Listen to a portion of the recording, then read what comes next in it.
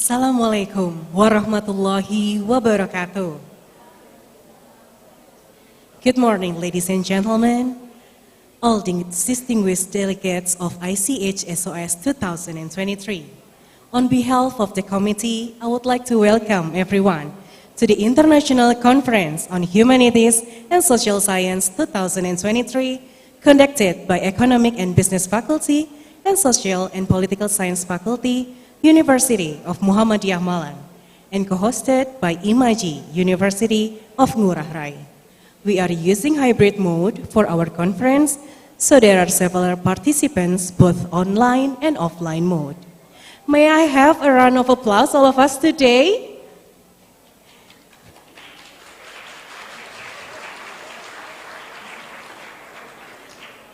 Thank you. It is an honor and privilege for me, Hana Rosmalia, to be the MC for this lovely morning. And first of all, please allow me to express gratitude and warm welcome to the honorable keynote speaker of today's agenda, Professor Stephen Lloyd Morgan from Nottingham University, United Kingdom, the Honorable Vice Rector of Academic Affairs, University of Muhammadiyah Malang, Professor Syamsul Arifin, the Dean of Economic and Business Faculty, Dr. Ida Zuhro, and the Dean of Faculty of Social and Political Science, Professor Muslimin, Chief of Scientific Publication and Development Institute, University of Muhammadiyah Malang, Dr. Fardini Sabila, our speaker, Dr. Tran Thang Ha Nguyen from Van Lang University, Vietnam, Dr. Sanjay Kumar Singh from Tribhuvan University, Kathmandu, Nepal, Associate Professor Ricardo Riel Pedrosa de Souza from Universidade Autónoma de Lisboa, Portugal, Associate Professor Vina Salviana from University of Muhammadiyah Malang, Dr. Yuchi Yuliati from University of Muhammadiyah Malang, Professor Indah Susilowati from University of Diponegoro, and all of the participants and audiences. Ladies and gentlemen, the first agenda is reciting Holy Quran. Yudi Cahyadi, time is yours.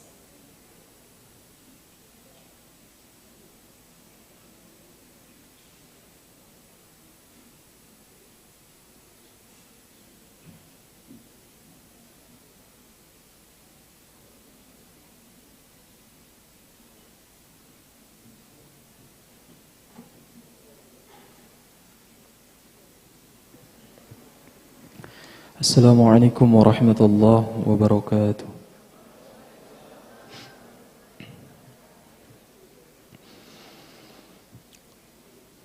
A'udzu billahi minasy syaithanir rajim.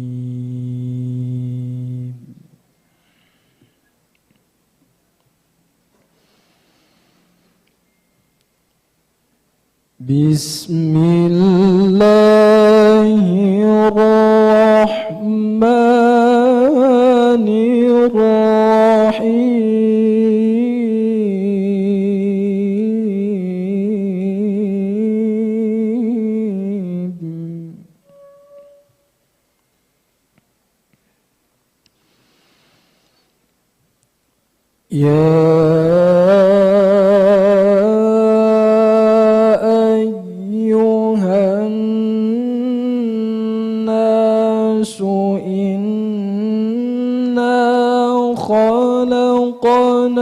خلقناكم من ذكر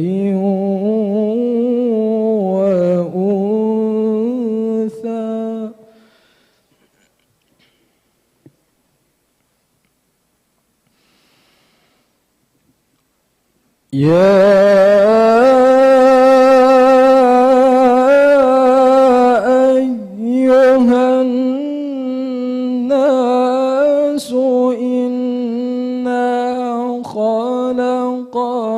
خلقناكم من ذكر وأنثى وجعلناكم شعوبا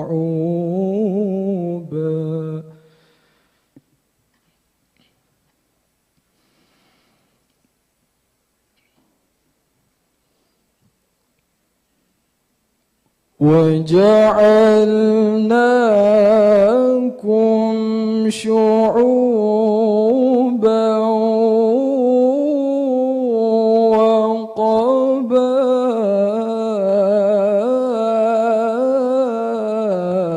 وقبائل لتعارفوا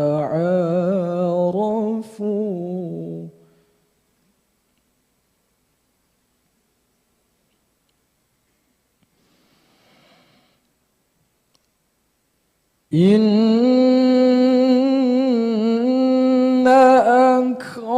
أكرمكم عند الله أتقاكم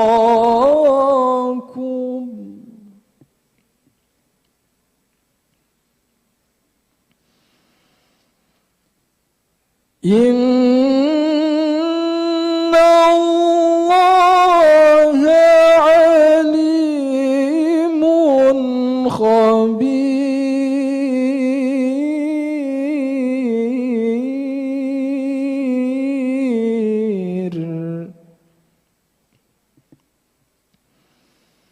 إن الله عليم خبير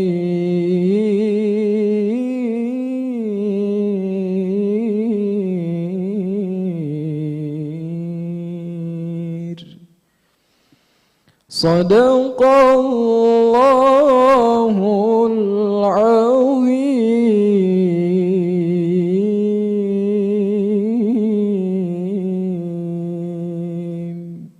السلام عليكم ورحمة الله وبركاته.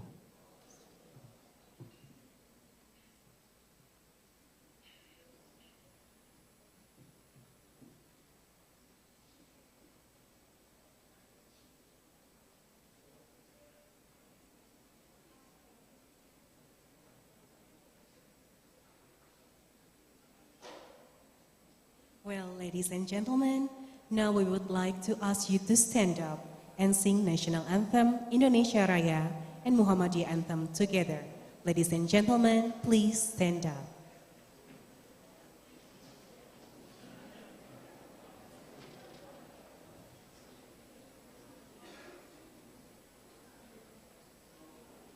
Indonesia Raya.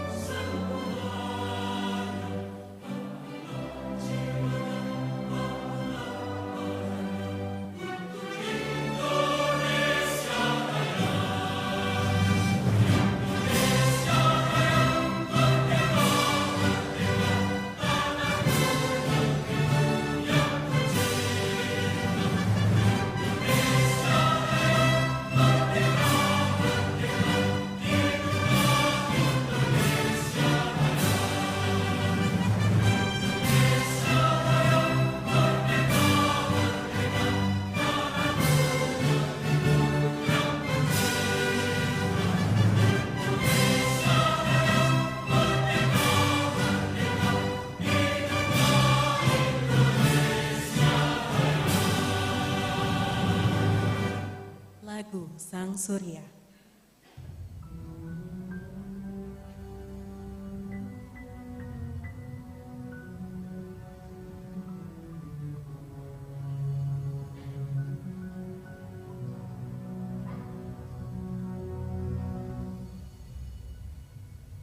Sang Surya, Saraswara,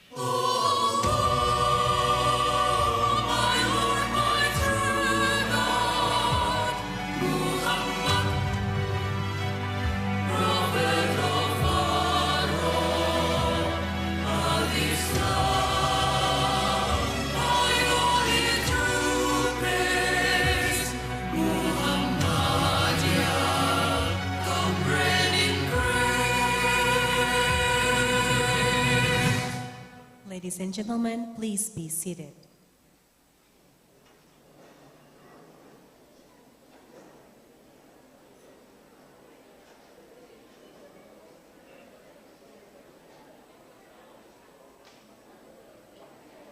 Ladies and gentlemen, now let's listen carefully to the welcoming speech from Rector of University of Muhammadiyah Malang, represented by Vice Rector of Academic Affairs, Professor Syamsur Arifin.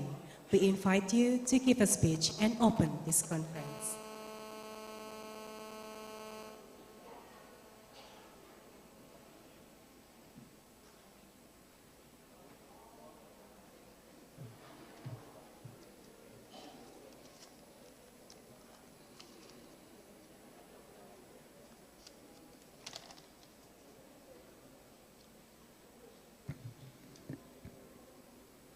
Bismillahirrahmanirrahim. Assalamualaikum warahmatullahi wabarakatuh.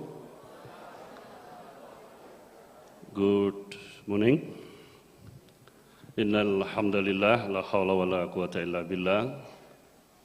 Asyhadu an la ilaha illallah wa asyhadu anna Muhammadan abduhu wa rasuluhu la nabiyya ba'dah. Rabbi shrah li sadri wa yassir li amri wahlul 'uqdatam min lisani yafqahu qawli. Amma ba'du. The Honorable, the Dean of Faculty of Economic and Business, Ibu Dr. Ida Zura. She is a candidate, a professor in the Faculty of Economic and Business. And the Honorable, the Dean of Faculty of Social and Political Science, Professor Muslimin Mahmud. Great. And the Director of Scientific Publication and Development Institute, Dr. Fardini. You look fresh from here. Good. Yeah.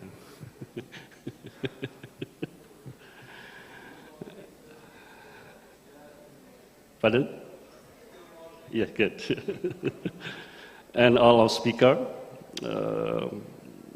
I would like to say hello to the speaker from our campus, Ibu Uci Yuliati, and Ibu Dr. Vina Salviana DS. Yeah, thank you for coming here.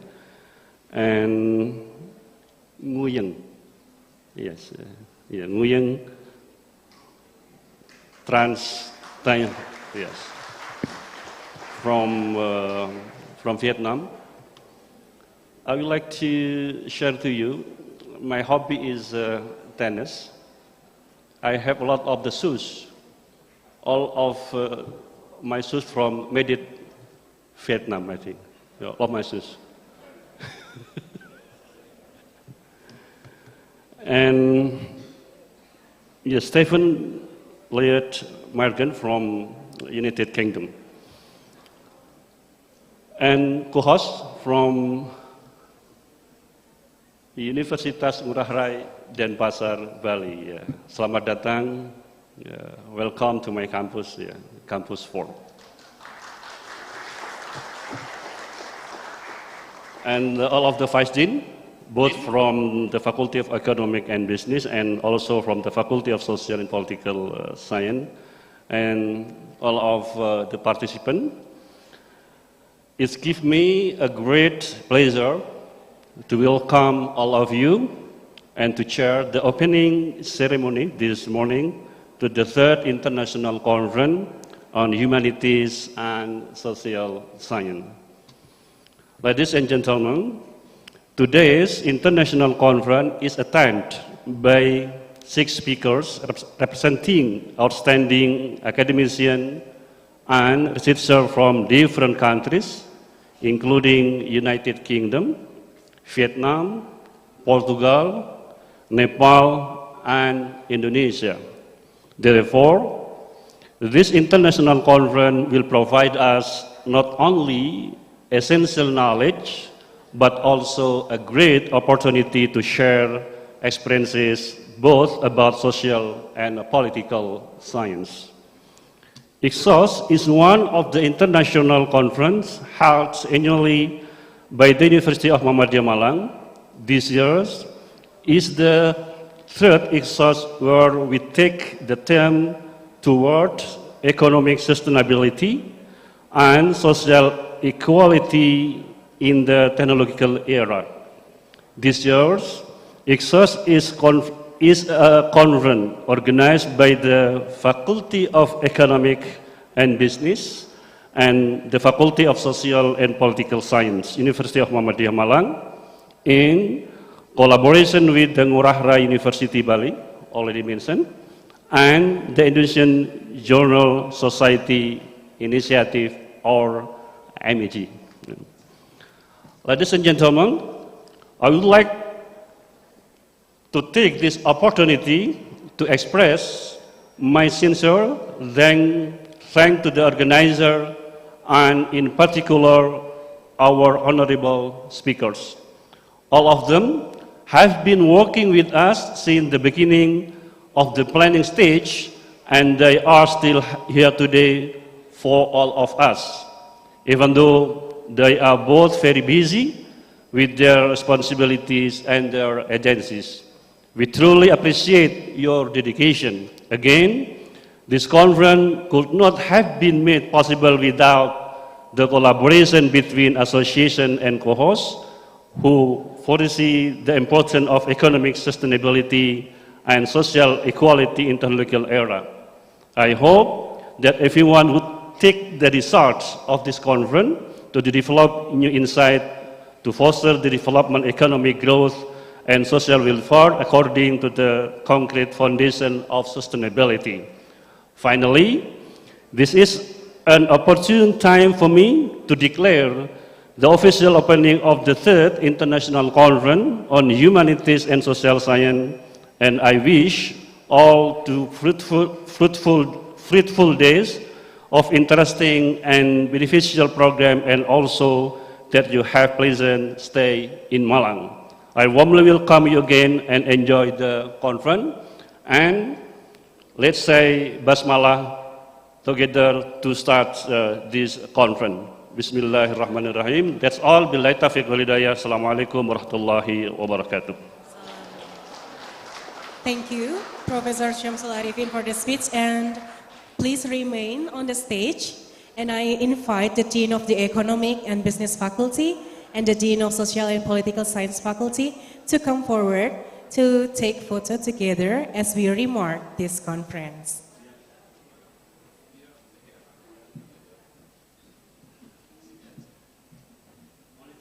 Yes.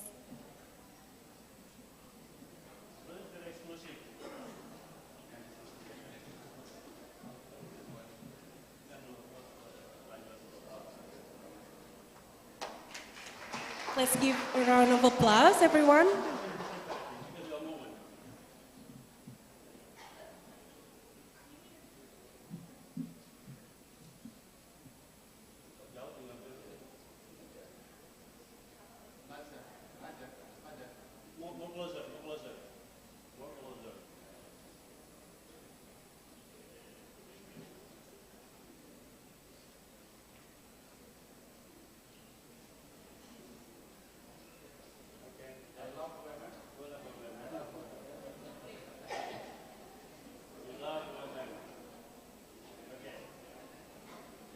And please come to the front of the stage so we can take photos together with the audience.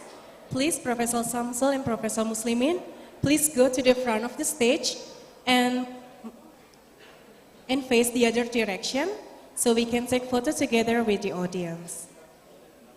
One more, Dr. Ida Zura. And please face the other direction along with the speakers.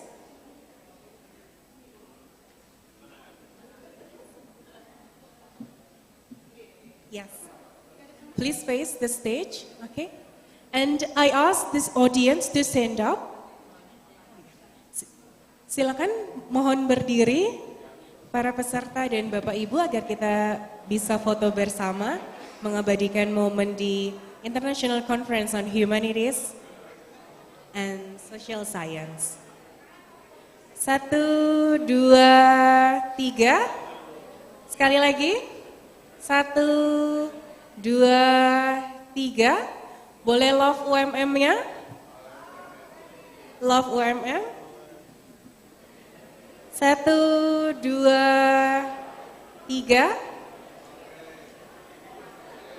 Sekali lagi. 1, 2,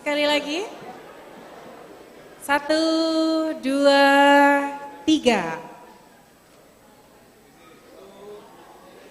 Sekali lagi.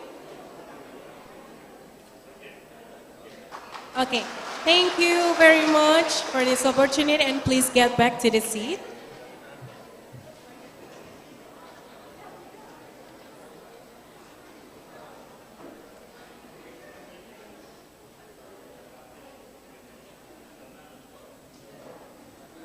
And now let's move to the first session, which is the presentation from 3 speakers.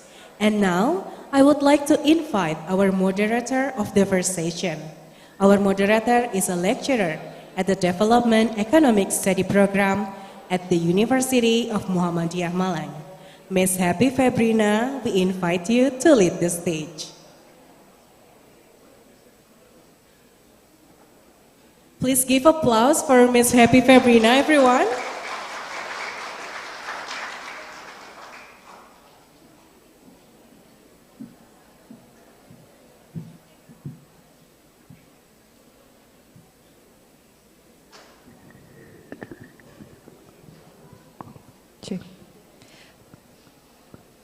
Thank you so much for your kind of introduction.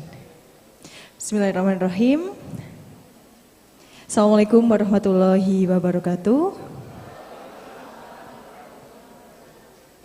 Alhamdulillahirrahmanirrahim. Wabi'i nasta'in ala umuri dunya wa din. Assalatu wassalamu ala asrafil anbiya'i wal mursalin. Wa ala alihi wa sahbihi ajma'in.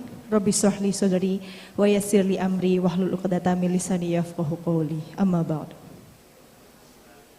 His Excellency Vice Rector Professor Dr. Syamsul Arifin, Dean of Faculty of Economics and Business Dr. Ida Zuhro, Dean of Faculty of Social and Political Science Professor Dr. Muslimin Mahmud, all lecturers from Faculty of Economics, Business and Faculty of Social Science and Political Science, the honorable speakers, distinguished guests, participants, and ladies and gentlemen, welcome to the 3rd International Conference on Humanities and Social Science 2023.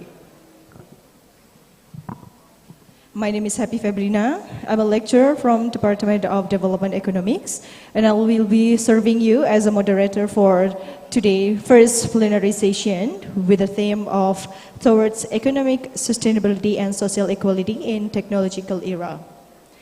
In technological era, fostering economic sustainability and social equity is imperative. Innovations must prioritize green practices, creating jobs while minimizing environmental impact. Equitable access to digital resources ensures no one is left behind. Collaboration between industries, government, and communities drives a balanced and inclusive future. By intertwining green innovation, inclusive education, and cross-sector cooperation, we will pave the way for a balanced future that harmonizes economic progress with societal fairness.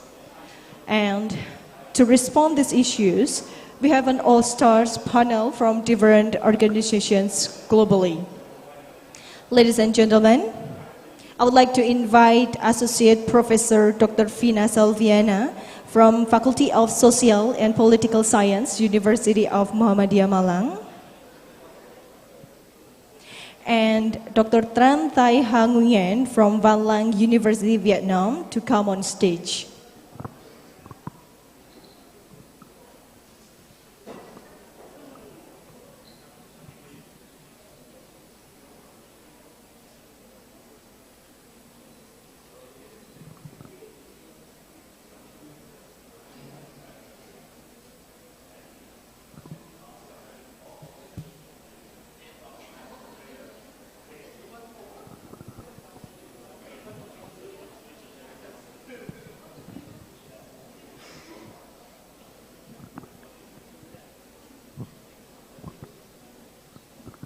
Thank you very much, Professor Syamsul, for coming. Dr. Nguyen, yes, please come on stage.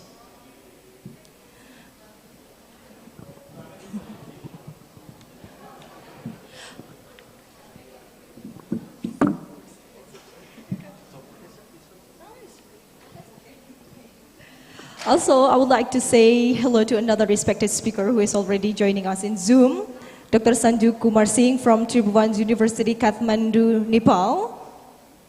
Dr. Singh, can you hear us? Yes, all right. Good morning to all of you. Okay. Yes, I'm here. Thank you. Thank you so much for inviting me. Okay, good morning from Malang, Dr. Sanju. Yes, thank you. Okay, before we get started, I would like to give you some information about this plenary session. For respected speakers, you will have a maximum of 15 minutes for the presentations, and we will then finish with the Q&A at the end of the session.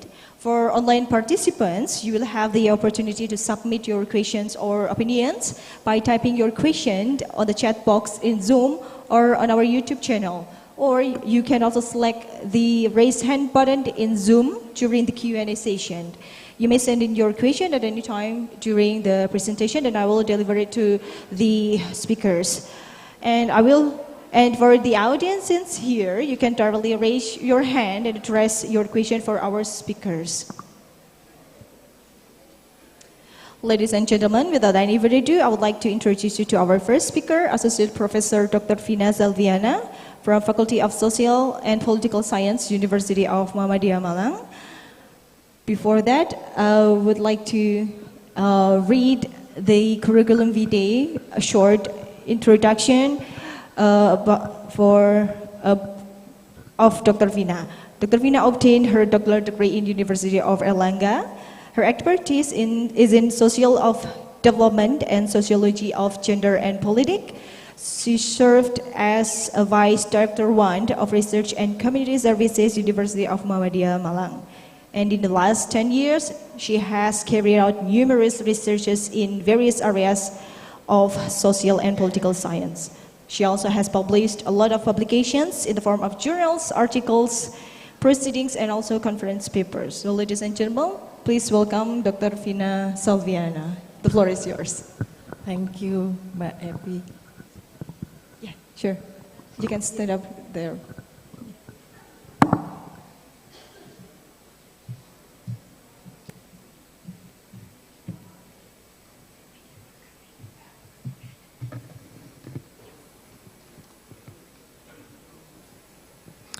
Bismillahirrahmanirrahim. Assalamualaikum warahmatullahi wabarakatuh.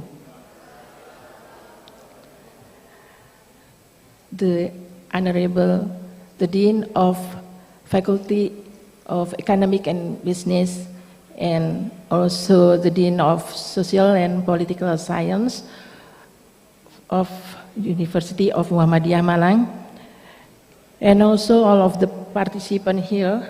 I would like to say thank you for this amanah to present something idea here. I would like to say welcome to Professor Nguyen and also from Pak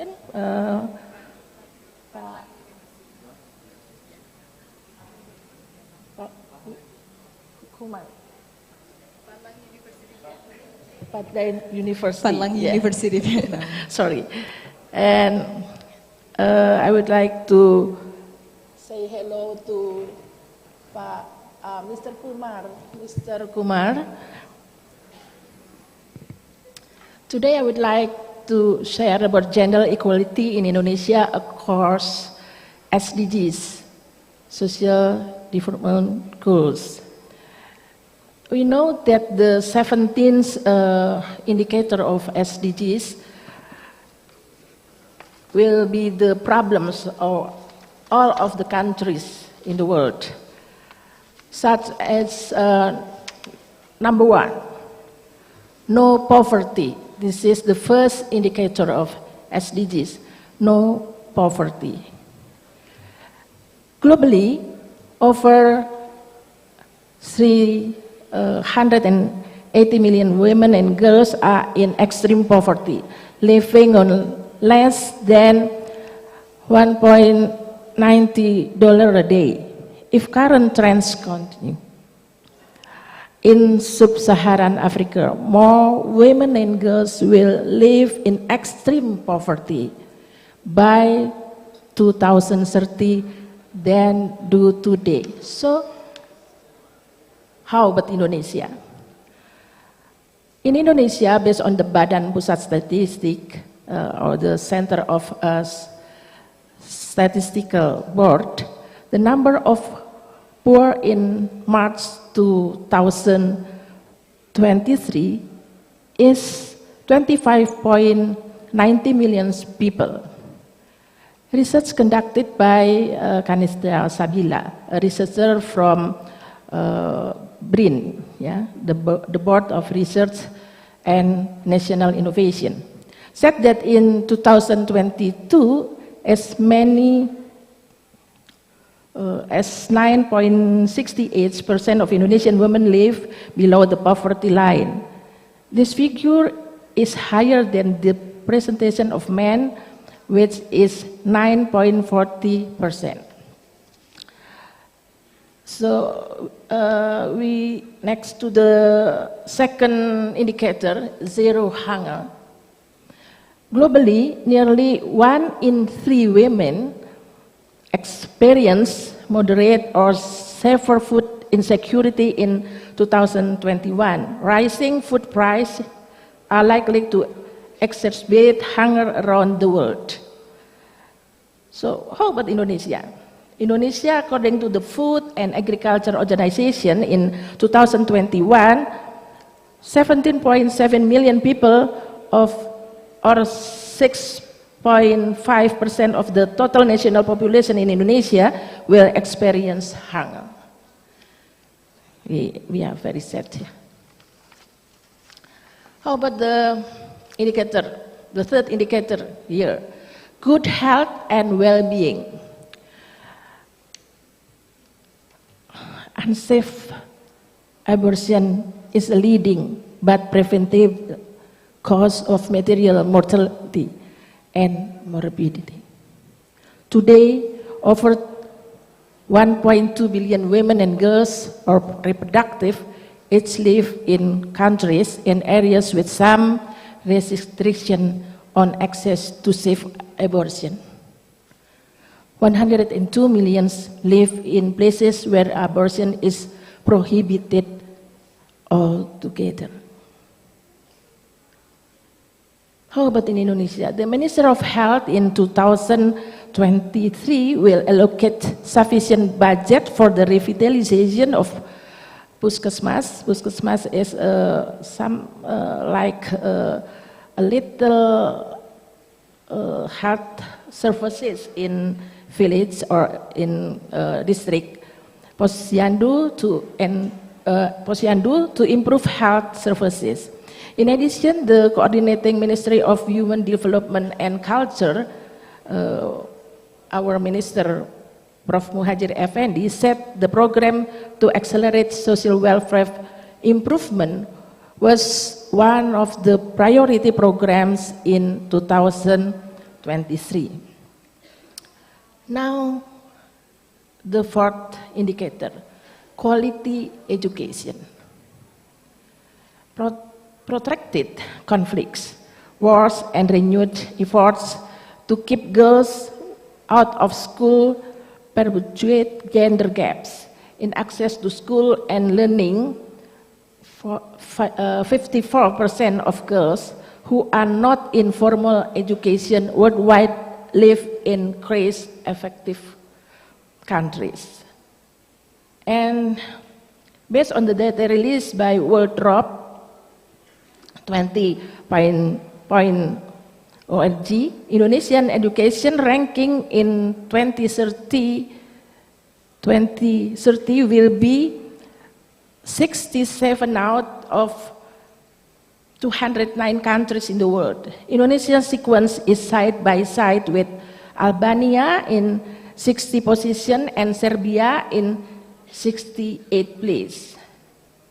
We can see here percentage of population with education in 2022, senior high school level and above in Indonesia. Yeah, there is the ratio between female and male. So this is in equality. How about the fifth indicator, gender equality? We can see here that in Indonesia, gender equality guarantee index is classified as low in ASEAN, with a cumulative score at 70.6, ranked 8th in ASEAN. Yeah, set 2.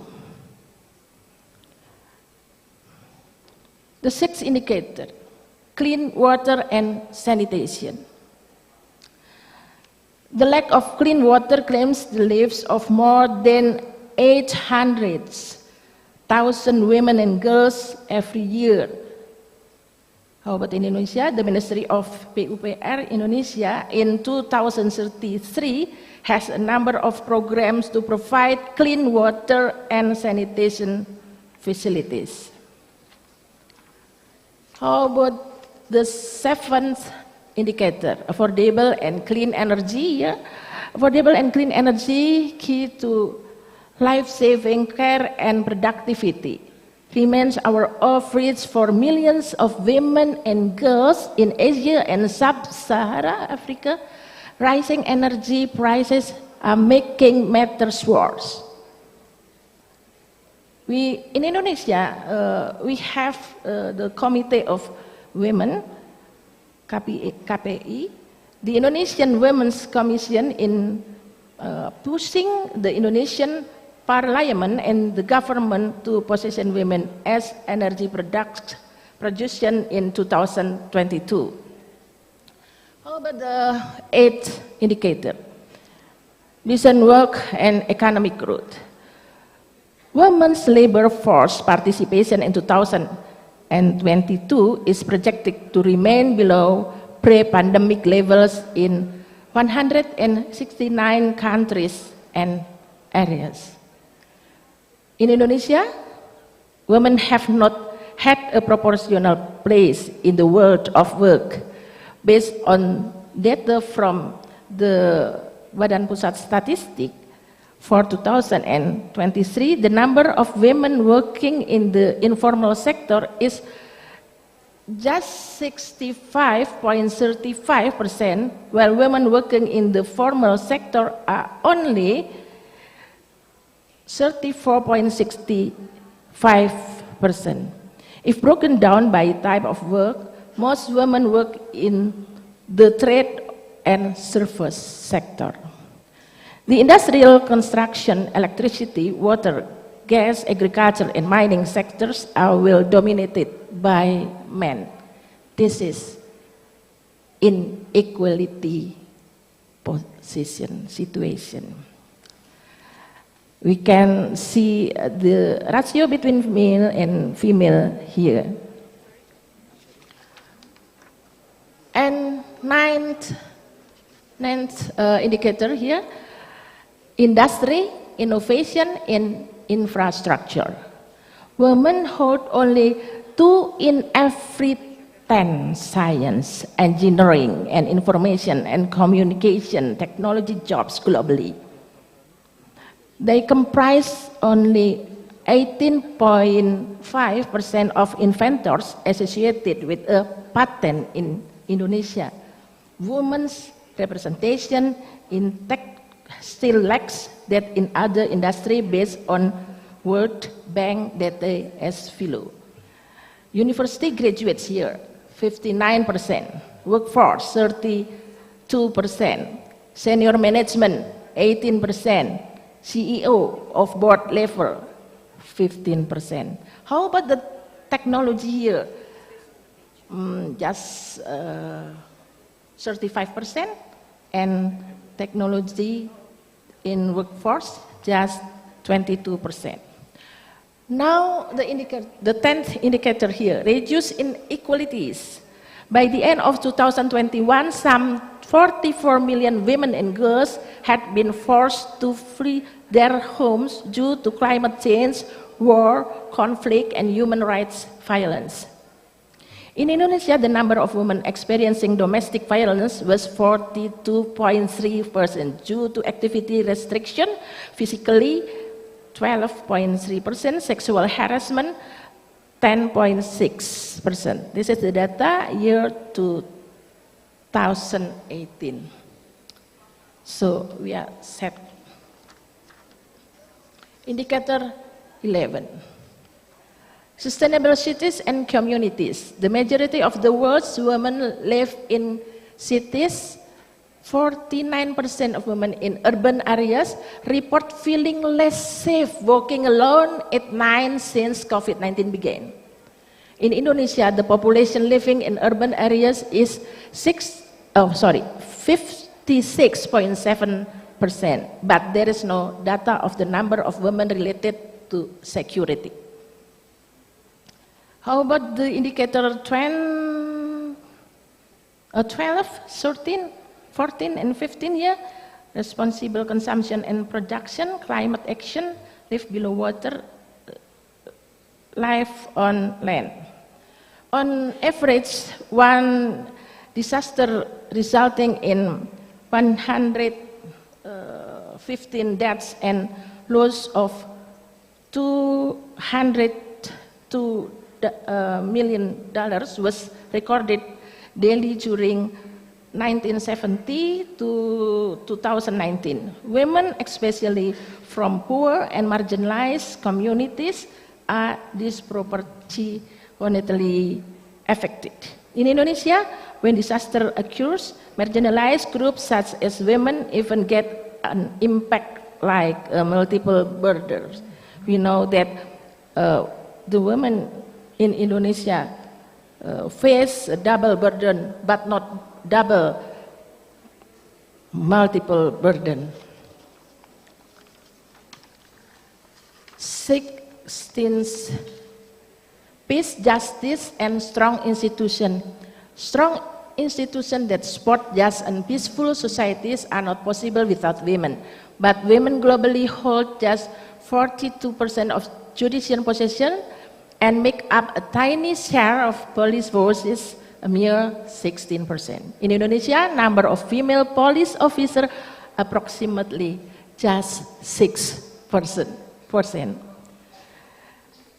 The last, partnership for the goals.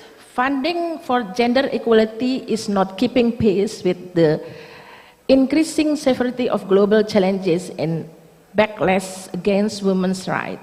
Just 4.6% of bilateral allocable Official Development Association, ODE, goes to programs where gender equality is the main objective. In Indonesia, it is relatively better. It will increase 9.5%, 25 billion rupiahs. From this data, how to build gender equality? We should think about that. We know that if we want to improve this problem, how to overcome this problem, based on individually, female or women have to believe on themselves. And for the masculine, for men, have to give space for women. And many, what is the solve, to solve the problem. But if we want to back to the structure of Indonesia here, such as the government or state here, there needs to be an optimum role for the government, the optimum role for the states, and also the legislator. Between government, legislature, build the cooperation, and also build the cooperation with civil society.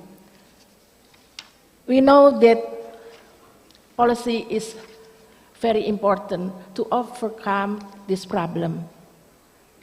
We know that poverty, how to overcome the poverty. The important policy is very, very important here, such as empowerment, gender budget allocation. And the second, related with the lower wage. So the policy can make the balanced salary between men and women. Third, such as less work, the policy related with the expansion of employment. And about the safety here, the policy related with the increased protection for women. This is very important. And I would like to invite you to think about how to solve the problem,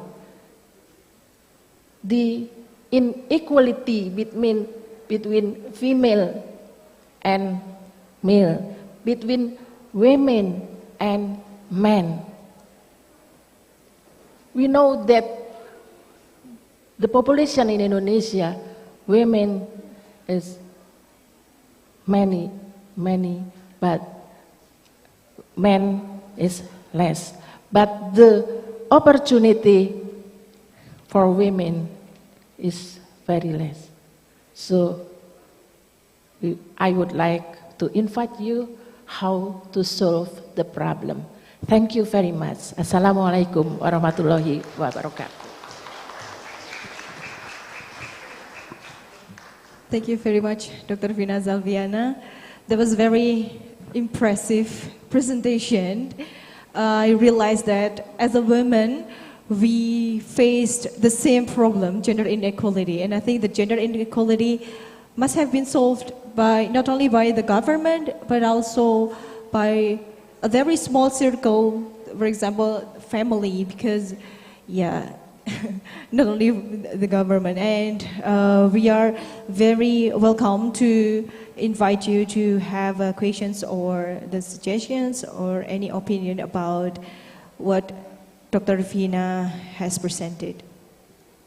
Okay, we move on to our second speaker, Dr. Tran Thai Ha Nguyen. He came all the way from Vietnam. Thank you for coming, Dr. Nguyen. Dr. Nguyen obtained his PhD at Business Administration, College of Management in Asia University. He's an expert in the environmental science and sustainable development. He serves in the Faculty of Finance and Banking in Van Lang University, Ho Chi Minh City, Vietnam. He also has numerous publications in the form of journals, articles, and presented many papers in various international conferences. Well, without any further ado, please, Dr. Nguyen, the floor is yours.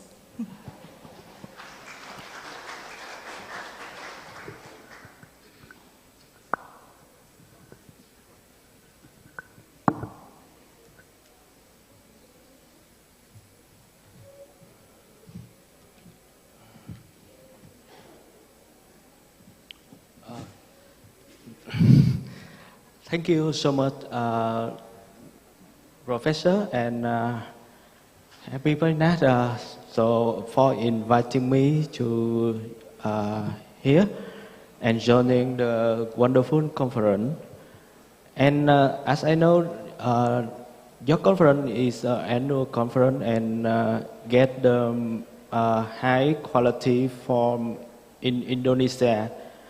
This is the first time I come to Malang, and the third time I come to Indonesia. Actually, I really love your country, your food, especially sambar. I like it. Ayam goreng. Yeah.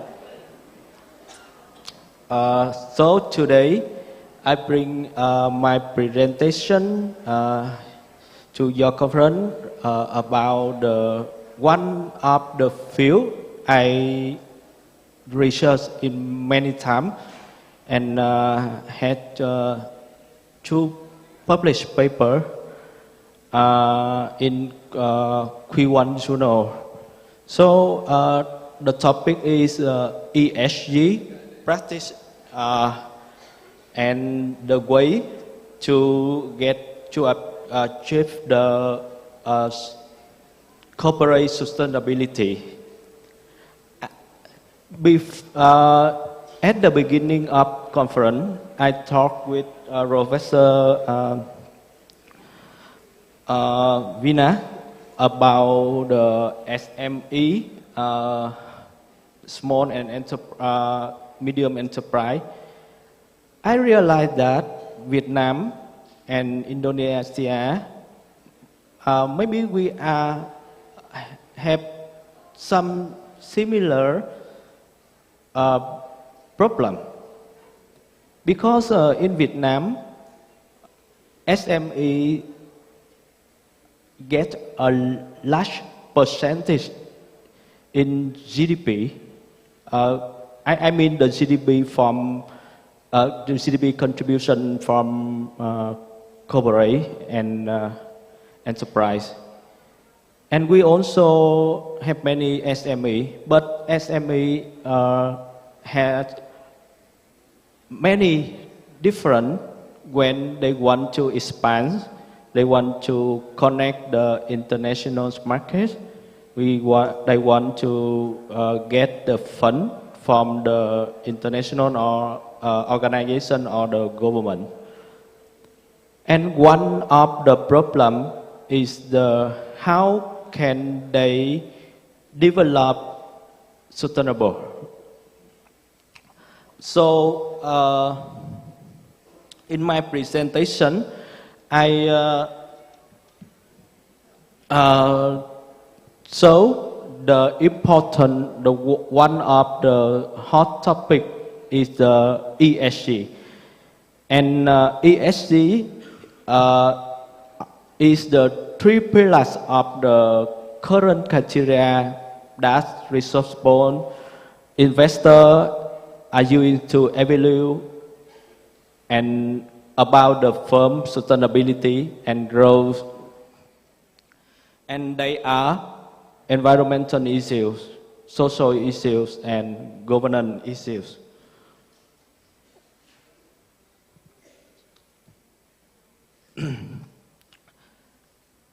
And ESG is not about the reputation, but it also associates with the stable success of the company, the corporation, and the long-term vision. And the COVID-19, as we know, has accelerated this trend, causing the investment strategy to shift the profit vision into the ESG vision. I mean, if a company invest to the ESG, they will create opportunity to add value to society, and the business pursuing the criteria are not only managing public risk, but also creating opportunity to optimize their business. That is the words from the Mr. Gregory, head of the corporation finance at PricewaterhouseCoopers in Vietnam. So in ESG, please next slide. Yes, the environmental issue cover everything from energy consumption, greenhouse gas, biodiversity, climate change, and other environmental issues. In Vietnam, we have the committees, and from 2030 to 2050, we commit to get the net zero carbon emission. And we also have the change from the fuel energy to renewable energy. And we invest a lot of fund to get them and release a lot of regulation to support these activities. For the social and governance, social aspect, we in ESG focus on the human capital. And for example, labor standards, wage and benefit, diversity, like your presentation, Professor Vina, and the promise workforce leadership and every other aspect related to the human resource. And we also have the social aspect, I mean the fund for society, for charity, yeah. And governance aspect relate to the how to firm organize their structure for into different governance. For example, structure, strategy, oversight, and compliance. Yeah, I will come back the governance in my paper later. So next, for supporting about the ESG targets, Vietnam government released many regulations to support the transition from the traditional vision to ESG vision. I mean, to get the sustainability. Sorry, next slide. Yes, you can see from 2016 to 2020, many decisions from government was released. However,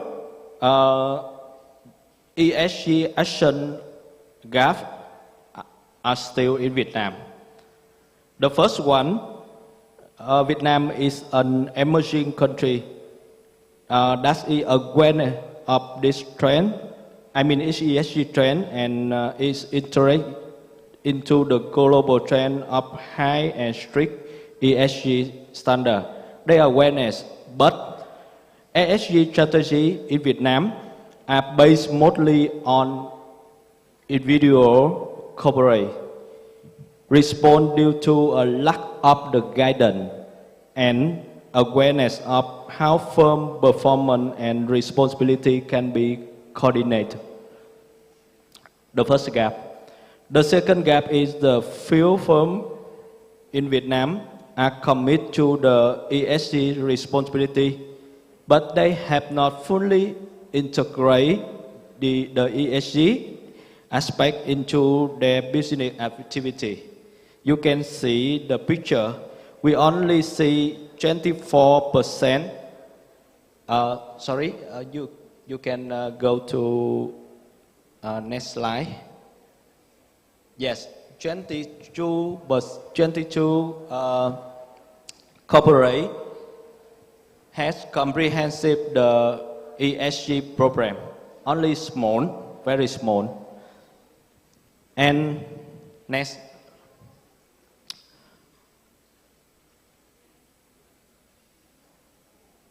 And the Vietnam and next slide. Yeah. So, and the Vietnamese market is an emerging market in which regulation and environment and social responsibility are not enforced well. And we can see only 24 have a clear governance structure. This is all the survey from the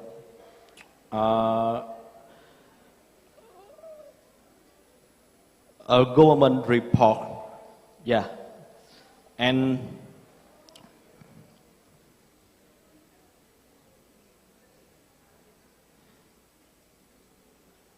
another is Vietnamese corporation often focus on short-term profitability.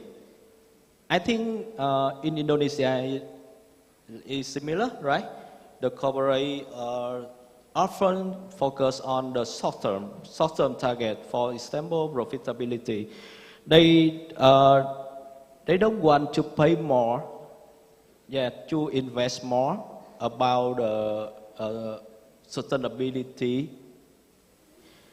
For example, because they have to track up about one side is profit, another side the reputation, the social impact, but it's not clear in the present. It may be happen in the future, but the present, the most important is profit. Vietnamese corporate is also. And the business expect is more responsive and increase their reporting on ESG related activity regarding governmental regulation and investor expectation. That's the trend in the current time. Because we receive a lot of the FDI, I think Indonesia also, right? Receive the FDI from the developed country, and the investor from there require us about the ESG practice, and they have to change. No choice. If we don't change, we cannot receive more the fund from the international organization. We call that they are the responsible investor. Yes, they focus on the social, the environment, the social and impact.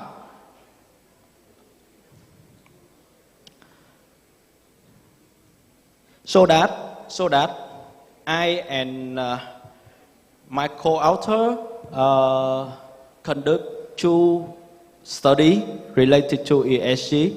The first one, I did it in 2020, entitled Environmental Responsibility, Right, Board Structure and Financial and Government Performance, a cause-effect model with quantitative information. This is the result. I based on our finding, I put it into the title. And the second study I conduct is waste management toward corporate sustainable development, also using the same method. Both paper we conduct in Vietnam for the corporate, not only SME, also the big corporate. And our conclusion is that we assume that ESG responsibility are a complicated topic that related to TPL. TPL means the three bottom line theory. It relates to economic benefits, social impact, and environmental perspective. And ESG have correlation face complicated and uncertain issue in balancing short and long term. And the problem is the non-financial or society contribution aspect are not measured in qualitative information. And there is an interrelationship among ESG attributes. I mean, the triangle with the three bottom point: environmental issue, social aspect, and governance perspective. If we can focus one of them, maybe we cannot get both the rest of both aspects. So that we just find the necessary point to do first and get the balance situation between the short term and long term.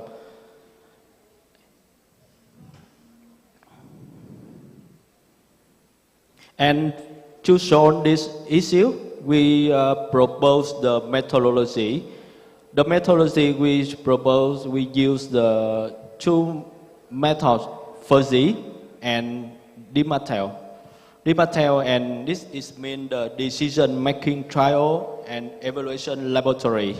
That means we make the situation and then we ask the candidate who are the manager in corporate or the experts in ESG, and we shown their answer by the fuzzy methodology. Because some answer from the candidate not clearly, maybe they are the middle between the agree and not agree, and we cannot define what they are, so that the fuzzy can help us to solve this situation. So the target is pursuing the social impact, environmental management, board structure, financial performance, and governance performance, interrelationship with the ESG responsibility. And we will dealing with the linguistics reference to approach the qualitative information, and we identify the cause criteria for ESG practice improvement. And after we discuss, survey, revise, and survey again, and discuss deep discussion. We have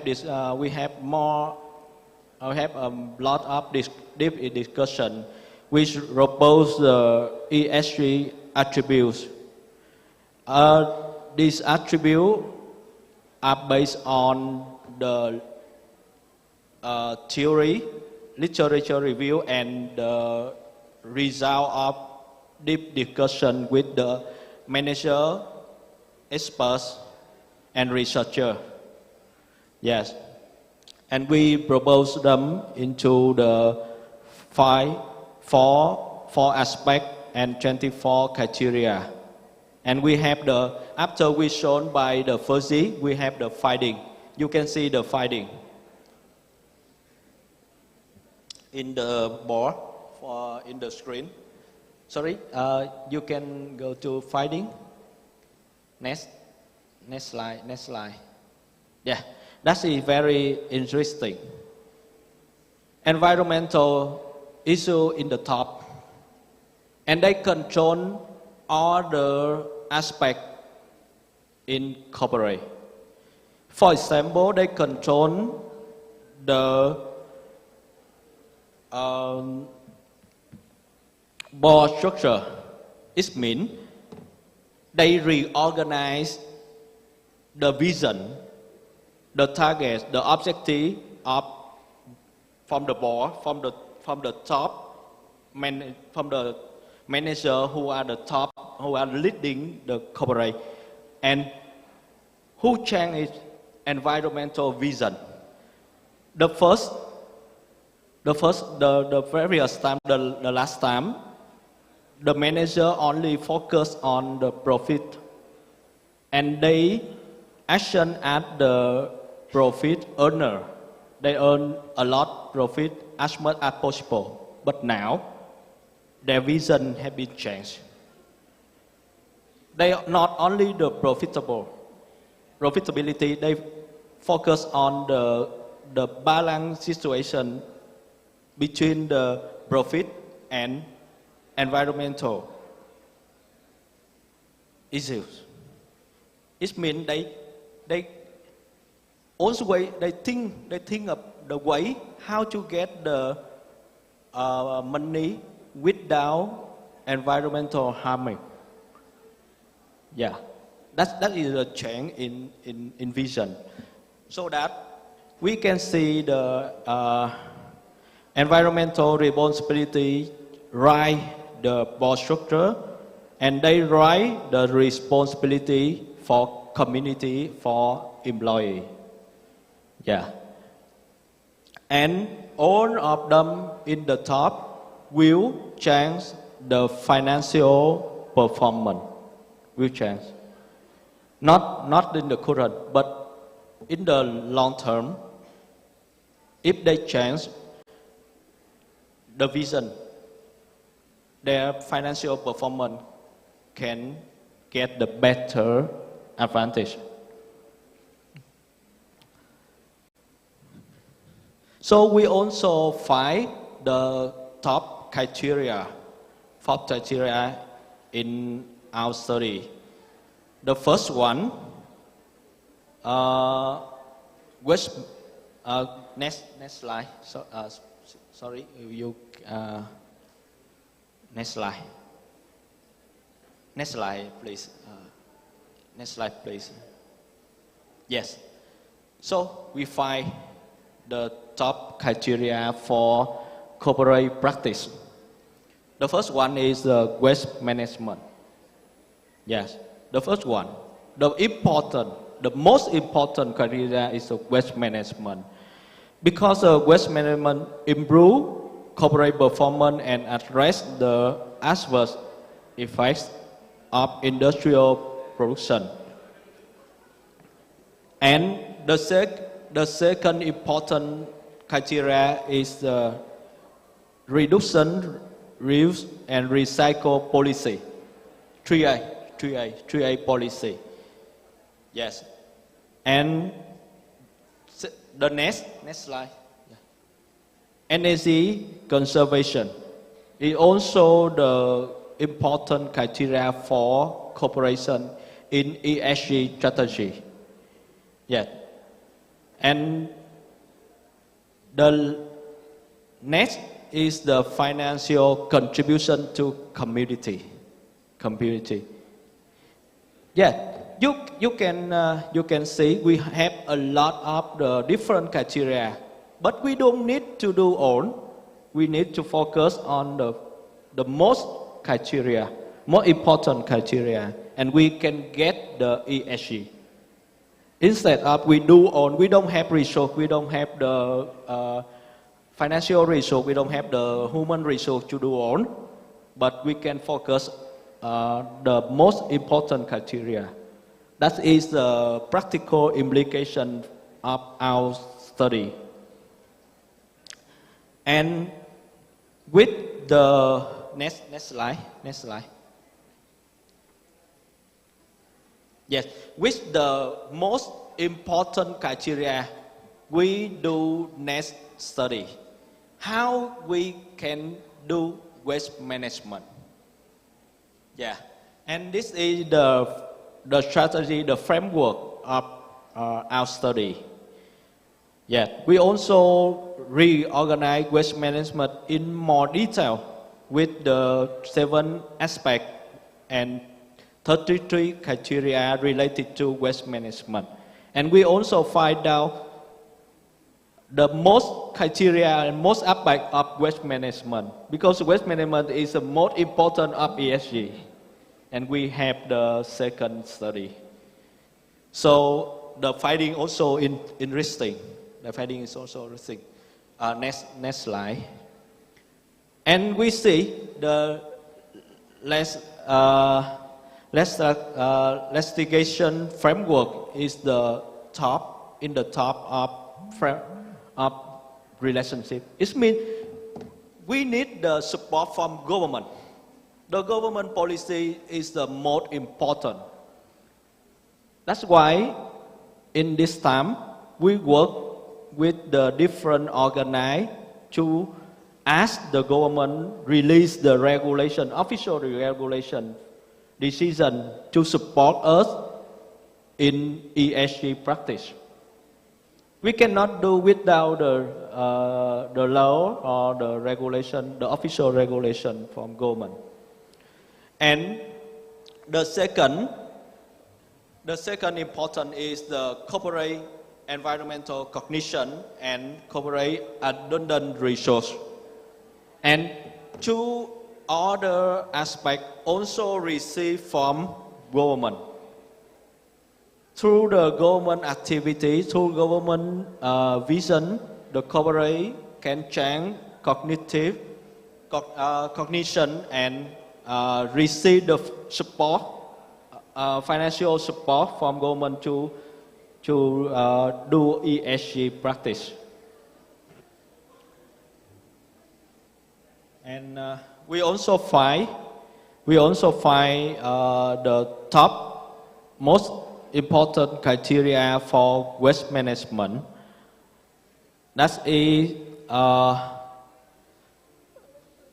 financial resource and legislation enforcement, institutional vision, and municipal operation, technical capacity.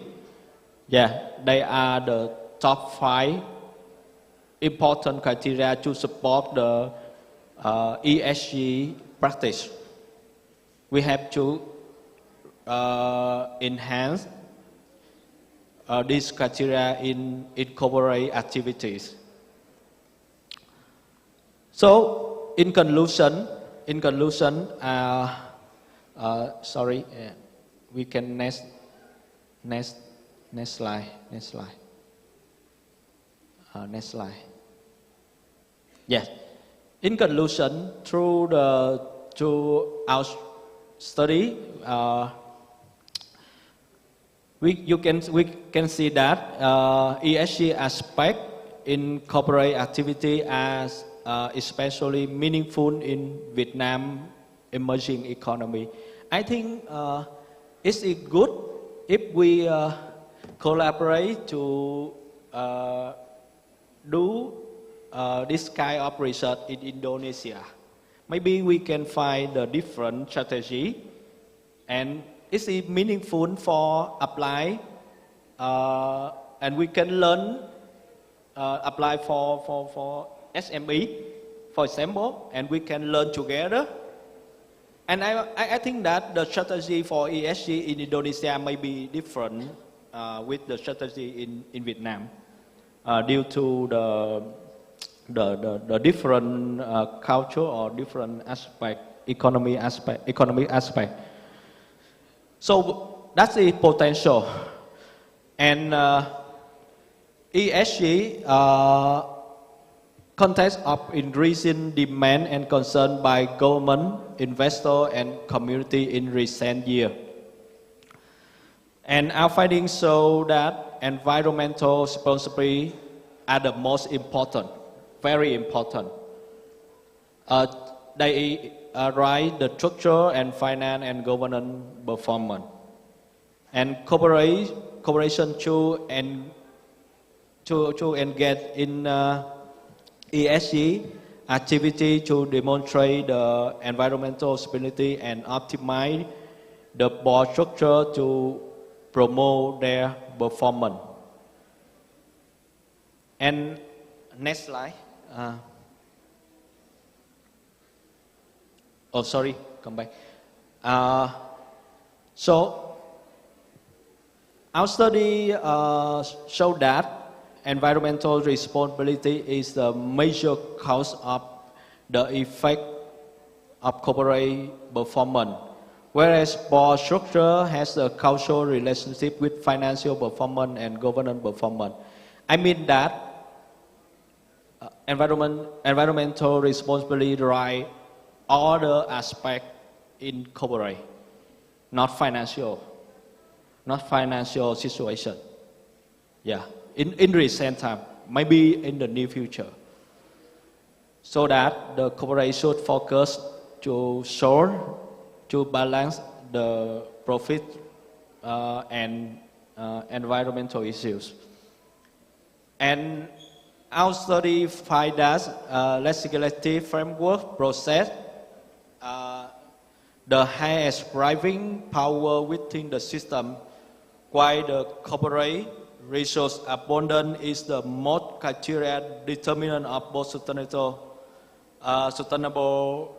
development. So that we need the support from government. Both the legislation and financial resource to do ESG practice. And likewise, the causal diagram for criteria reveal that institutional vision, legislation enforcement, and corporate financial resource are the top 3 fundamental features affecting enterprise sustainable practice.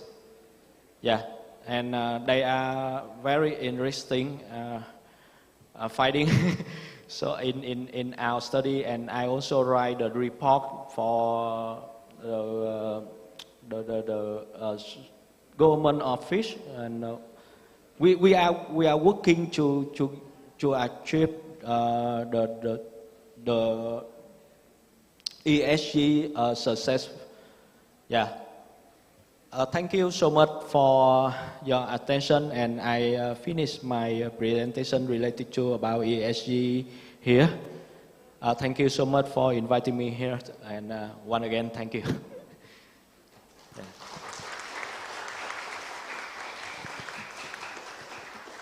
Thank you, Dr. Nguyen, for the presentation. That was a very interesting topic. I highlighted one thing that might be the same problem faced by Vietnam and Indonesia. For example, carbon emissions. Lately, it has been discussed all over the country. We face a very huge pollution, especially in Jakarta and also some big cities in Indonesia. And the government trying to reduce the pollution by reduce the use of private transportation. They provide public transportation in Jakarta, but not in a small city like Malang or other cities, not yet. And meanwhile, the number of firms, industry are still the same. And we know and we realize that the carbon emission might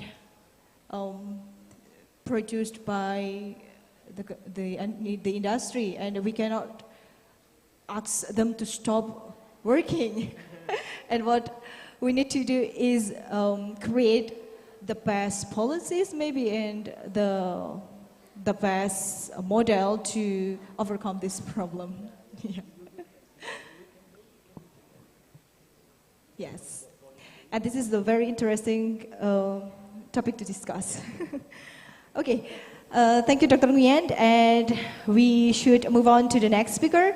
Before I introduce our next speaker, I would like to remind to the online participants, you can submit your question in the chat box in Zoom or on our YouTube channel during the presentation, and I will deliver your question to our speakers later in the Q&A sessions. Thank you. And ladies and gentlemen, last but not least, I would like to introduce you to our last speaker for the first session, Dr. Sanju Kumar Singh from Tibuan University. Dr. Sanju Kumar, are you there?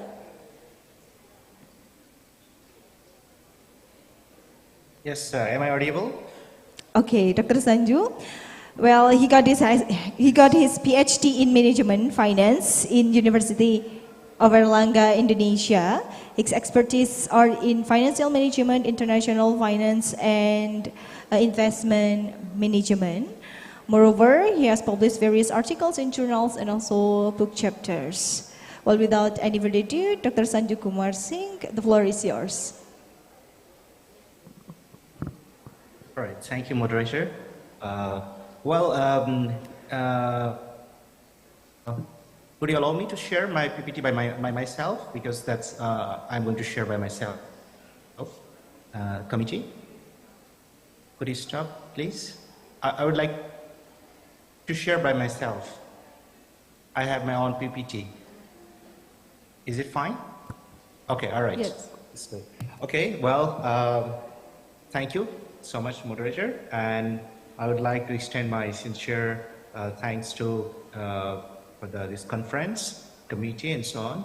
And I would also like to extend my thanks to respected director of Universitas Muhammadiyah Malang, Malang City, and respected dean, and distinguished guests, professors, and dear friends, and all the participants. Thank you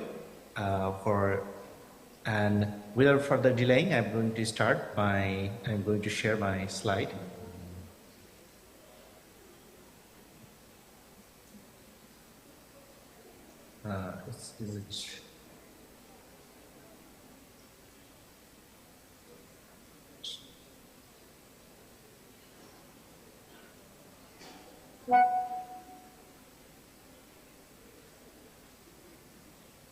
All right, so it is our previous speaker, Dr. Sai and Dr. Vina already explained in detail about gender equality and waste management. So this topic is such an interesting for me also, and I think this is very general topic that nowadays this very catchy topic, because it is also, we have seen in this logo that is called SDGs, it's Sustainable Development Goal. There are 17 goals, and well, I'm also going to share some of my point of view. Well, of the 17 SDGs, such as no poverty, zero hunger, good health, well-being, quality education, gender equality, clean water and sanitation, affordable and clean energy, decent work, economic growth, industry, innovation, and infrastructure, reduce inequality, responsible consumption and production, climate actions, life below water, life on land, peace and justice, a strong institution partnership to achieve the goal. In the context of developing country like India, Indonesia, Nepal, and the goal is building resilient infrastructure, promoting inclusive and sustainable industrialization, and for fostering innovation, promoting sustained inclusive and sustainable economic growth, along with the full and productive employment and design work for all of the gender equality and empowering all women and girls have been found to be a major concern. So of course, this is, as Dr. Bina also discussed about gender equality, and this is most of developing countries facing. This is the big challenges around the world, especially developing countries like India, Nepal, Indonesia, and as well the Asian countries or maybe African countries too. But most of the countries who are going into developing process, they are facing the gender inequality. All right, so let's talk about what is sustainable development, SD. That's we generally frequently hear, but what is exactly? Sustainability and sustainable features are treated here as the goals or in points of the process called sustainable development. A sustainable society considered to be society that has reached sustainability through the process. So it remains defined sustainable development. According to the Brundtland report, WCED 1987, sustainable development is development that meets the need of the present without compromising the ability of future generation to meet their own needs. It also emphasized the long-term aspect of the concept of sustainability and introduced the ethical principle of achieving equity between the present and future generation. Sustainable development is not intended to mean sustaining practices, industries, and organizations that are harmful to these three requirements. So, it is pretty clear that sustainable development is all about what is called, it's also comparing the ability of future generation to meet their own needs with ethics, with their own what is called procedure, the right procedure and so on. So that's what it calls sustainable development. There is a lot of definitions from different researchers that I have found. The definition of sustainable development has a broad spectrum characterizing human progress. Brown et al., 1987, resource utilization, May 2012, and business interactions. According to the Alkin-Gonton, 1998, sustainability consists of the three pillars: social, economic, and environmental. Of course, we live in society, and we have to perform. This is, of course, a commercial world that we have to connect with economic. We need to focus economic development and environment. So we live in environment. So this is very important for all of us to care the environment and save the environment as well. These three pillars constitute the triple bottom line, TBL, that we call TBL, triple bottom line. The objectives of which is to meet resources need of current and future generation without hampering the environment. Well, so without hampering the environment, we have to sustain. Furthermore, sustainable business model, SBMS, encompasses TBL and account for multiple parties alongside environment and society at large. Boken et 2014. They are essential directing and implementing innovative business process of sustainability by adopting curricular economy. Studies such as narrowing, slowing the closing, and resources of the loop.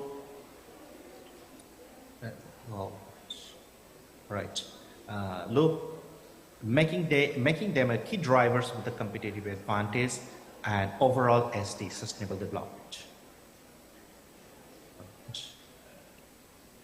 Sustainability is a multidimensional concept that affects the environment, the economy, and society, that is TBL. Economic sustainability can be obtained by improving productivity, environmental sustainability by smart energy consumption, and social sustainability by creating lighter workloads and better job prospects.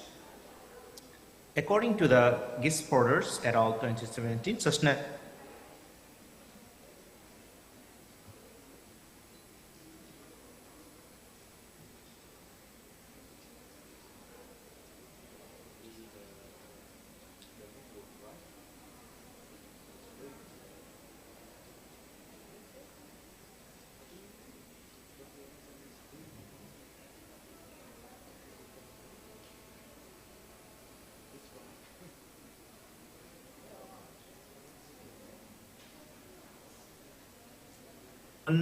IF Industrial 4.0 maintain a resilient, that IF 4.0 means Industrial 4.0 maintains resilient, efficient and recovery-based infrastructure resulting in social, economic and environmental benefit contributing in long-term SD.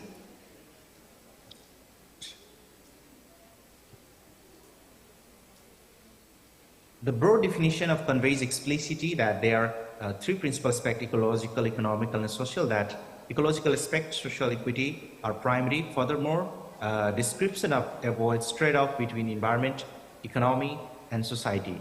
Social or economic development is sustainable. If it protects and then enhances environmental and social equity. SD concepts seems to have attracted the broad-based attention to other development concept lacked and appears promised to remain pervasive development paradigm for long term. Okay, so well, this is how the sustainability and sustainable have the correlation each other. So sustainability is a journey, that it's a long journey. It's not like within quickly we'll be get to achieve. But sustainable is like a kind of a process of phase that have the certain durations to time to achieve. That is the difference between sustainable and sustainability. All right. So this is very common that all of you have seen this somewhere, maybe in your class or maybe somewhere in the program. That's talking about 17 SDGs goals, that's Sustainable Development Goals. That's no poverty, number 1, of course 2, zero hunger, number 3, good health and well-being, number 4, quality education, number 5, gender equality, 6, clean water and sanitation, number 7, affordable and clean energy, number 8, decent work and economic growth, number 9, industry innovation and infrastructure, 10, reduced inequalities, number 11, sustainable cities and communications, number 12, responsible consumption and productions, number 30, climate change, number 14, life, low water, number 15, life on land, number 16, peace, justice and a strong institution, 17, partnership for the goals. So these are the sustainable goals. And it is about Nepalese flag. It is Nepalese written, so do not be confused. It's called Sustainable Targets, Sustainable Development Goals. So it is written in the Nepalese language. All right. So economic sustainability. All right. Let's talk about economic sustainability. Economic sustainability implies a system of productions that satisfies prospect consumptions levels without compromising future needs. Traditionally, economists assuming that supply of natural resources was unlimited, place undue emphasis the capacity of the market to allocate resources efficiently. They also believe that economic growth would be accompanied by the technological advancement to replace natural resources destroyed in the production process. However, it has been realized that natural resources are not infinite. Besides, not all of them can be replaced or are renewable.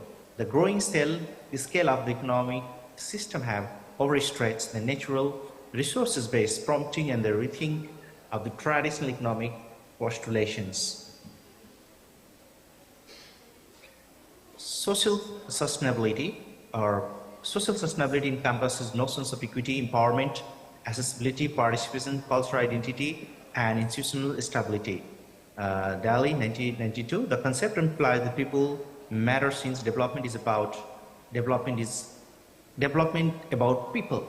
Basically, social sustainability connotes a system, social organization that alleviate poverty. However, in more fundamental sense, social sustainability relates to the nexus between the social condition and such as poverty and environmental destructions. The theory of social sustainability posits that alleviations of poverty should neither until unwarranted environmental destruction nor economic instability. It should aim to alleviate poverty within the existing environmental and economic resources based on the society. Site 2006 emphasizes that social level of sustainability entails fostering the development of people, communities, and culture to help achieve meaningful life, drawing on proper healthcare, education, gender equality, peace, and stability across the globe. Similarly, Benjamin Rapids 2008 mentioned that social sustainability is not easy to achieve because the social dimension seems complicated and overwhelming. Technological era and SD, social development, social equality. Of course, in technological era, Industrial 4.0 has been identified as a major contributor to the era of digitalization. Its applications for sustainable development have again widespread attention from the perspective of the triple bottom line, sustainable business model, and curricular economy. The modern world is concerned with the emergence use of Industry 4.0. A modern manufacturing system drive information technology and achieving sustainable society. In manufacturing, Industry 4.0 has brought new technology that deliver maximum output to effective resource utilizations. Complete 2015. So here is one of example that how the technology can help in sustainable development. So this is the one case here, digital finance in water resource management. So how digital finance can here helps and to support in this sustainable economic or sustainable goal. Insurance extent, intensive use of smart water resources, digitalizing label that ensures safety of resources used in finance transaction, blockchain technology, water bill payment based on surface water, groundwater, other e-payment, credit source, simplified payment. So basically it's about the water like a resource management, but there is also, we can use the technologies like how digital finance, you can have payment bill from your mobile banking and other payment system. That will easy. You do not have to go in the certain, like, physically you have to appear in other places. Well, sustainable development, use of technology. Sustainable development relies on borders, essentials for economic growth, ecological balance, human existence. It is crucial to boost people's well-being and increase their capacity to work and earn a living. With the help of digital finance service, Ethereum, blockchain technology might make water delivery more financially and operationally sustainable and safe. Customers may have remote protected access to a wider variety of digital finance services, including purchase, deposits, credit, and security, with the assistance of an employee provided the point-to-point service POS service device or electronic money available on cell phone. Let's about social equality. As a rapid developing country, this is example is India is plagued with the societal issues related to socio-cultural hegemony and gender inequality that result in disparities of income and opportunity. Gender equality, signifying the equal value of the role of women and men, is considered the vital for the progress of the development of the nation. However, women lags far behind the man in the most measure of human development. Example, literacy rate. It is almost folly to think that nations can fully develop when roughly half of the population remains deprived. So this is especially 1.22 billion.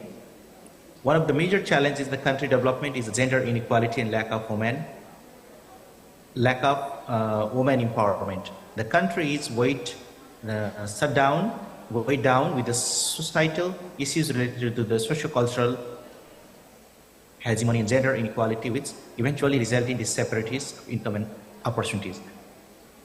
Gender equality, that is equal value of the roles of women and men, is considered a fundamental barrier to progress and development of the nation. Sustainable development in Nepal. So these are some figures about Nepal. Nepal today is a progressive country propelled by the democratic mass movements 1950, 1990, and 2006, hitting our earnest toward building the inclusive state representative of a diverse people. The landmark Constitution 2015 envisions a bold reshaping and statecraft and nationhood. It defines dozen of fundamentals rights of the citizen and federates a unitary state that 7 provinces of the greater political and economic inclusiveness. Nepal, a relative underdeveloped in somewhat of paradox with the compelling potential of unequally attractive country sitting underutilized because of political and institutional weakness. Nepal can no longer wait. The young republic has no choice but the ramp up the economic vigor. If it is too much to the tall political achievement of recent years to meet rising aspiration of nearly 30 million of Nepalese who are increasingly educated, politically conscious, and globally connected. So this is infographic about Nepal that ensure inclusiveness in quality, education in promoting lifelong learning opportunities for all. That's the net enrollment, this percentage population who can read and write. All the data is here. Provinces in province number 1, 94.7% about enrollment in education, and who can read and write in province 70.1%. So I think it is very interesting about education things is going on. And adult literacy, province 1, 65.3, province 2, 40.9, province 3, and Gandaki, 55, province. So overall, it's kind of on an average is going on. So there is several indicators of SDGs regarding Nepal.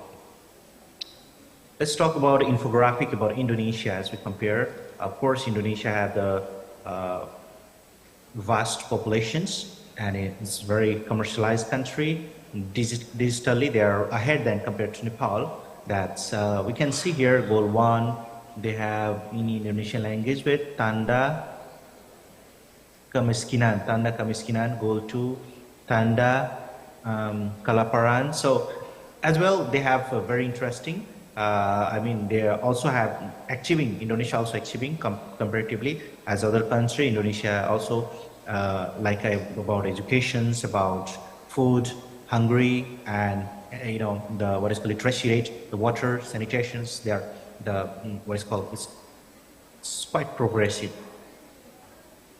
About Indonesia, infographic as well here. Right.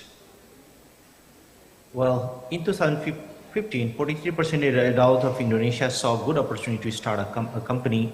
SMEs are likely to drive a country business acceleration, with most of its small enterprises currently contracted in transportation and storage sector. Yet gender inequality in entrepreneurship women constitutes a considerable obstacles to the sustainable and inclusive growth. Only half of the women employed are seeking employment, and only 80% of the business are owned by women. Women tend to crowd out of the informal sector. 58% females are in the workforce employed in informal sector. So you see how the gender inequality also Indonesia is also facing. There is a need to make some strong policies for women empowerment. Women empowerment refers to women's ability to make a strategic life choice where that ability had been previously denied to them. Empowerment is a process wherein the benefits to women are maintained in the inclusive way, that is individual, household, community, and board level. It involves action of boosting the status of women through literacy, education, training, and increasing their awareness. Right, so here is the conclusion. It is established by many researchers and genders disparity prevalent across all cultures of the world, and without serious step to tackle it, sustainable development cannot be achieved. Further, it is rightly mentioned that RASB 2016 document that achieving gender equality is most important to create just and sustainable world and enhance women's roles in sustaining their families and communities. On the contrary, if gender equality is not maintained, then it will be greatly hinder the country development. According to Stevenson 2010, women's role in sustainable development asserts that an increasing number of studies indicate that gender inequalities are extracting high economic cost and leading to social inequalities, environmental degradation around the world. In Nepal, social inequality is high as compared to Indonesia due to the lack of women empowerment. It is noteworthy to say that Nepal need more focus to achieve sustainable economic goal. All right. According to Budget 2023, in Indonesia, small and medium enterprises play a significant role in driving economic growth. Hence, evidence that women's role in development SMEs is still limited because most entrepreneurs are men. This is due to gender stereotypes in which men tend to be more rational while women are more careful. Due to this license effect, business strategies, competitive advantage on the sustainable SMEs. This license and business strategy affect competitive advantage, which can also increase sustainability of SMEs. In Indonesia, particularly women is mastering technologies to gain competitive advantage and maintain sustainability. In addition, Indonesia and countries like Nepal have an opportunity to utilize digital technology to boost equal participation of men and women. Simultaneously, both countries will achieve economic and social sustainability goals. Here are some statistics between numbers of SMEs in Nepal and Indonesia from 2015 to 2022. So here, 2015, 100, 200. So as we can see, the data is of also Indonesia is also increasing, and Nepal as well also increasing. So it's a kind of they are going toward the what is called economic sustainability going to achieve. Statistics of next is statistic of eco-friendly companies in Nepal and Indonesia. There we can see eco-friendly Nepal, Indonesia. In Nepal also it's an increasing trend, 100, 2,120, 140. Simultaneously in Indonesia, 200, 220. So both countries are moving toward to achieve a sustainable development, economic development. Thanks. Do you have any questions? Thank you so much. That's all from my side. Well, thank you very much, Dr. Singh. We are very delighted, and it truly becomes a new insight for us. Well, that was our last speaker, and now we should move on to the Q&A session. I would ask to the audience here to reach their hand and go to the middle of the room and deliver their question. Anyone? Yes, please.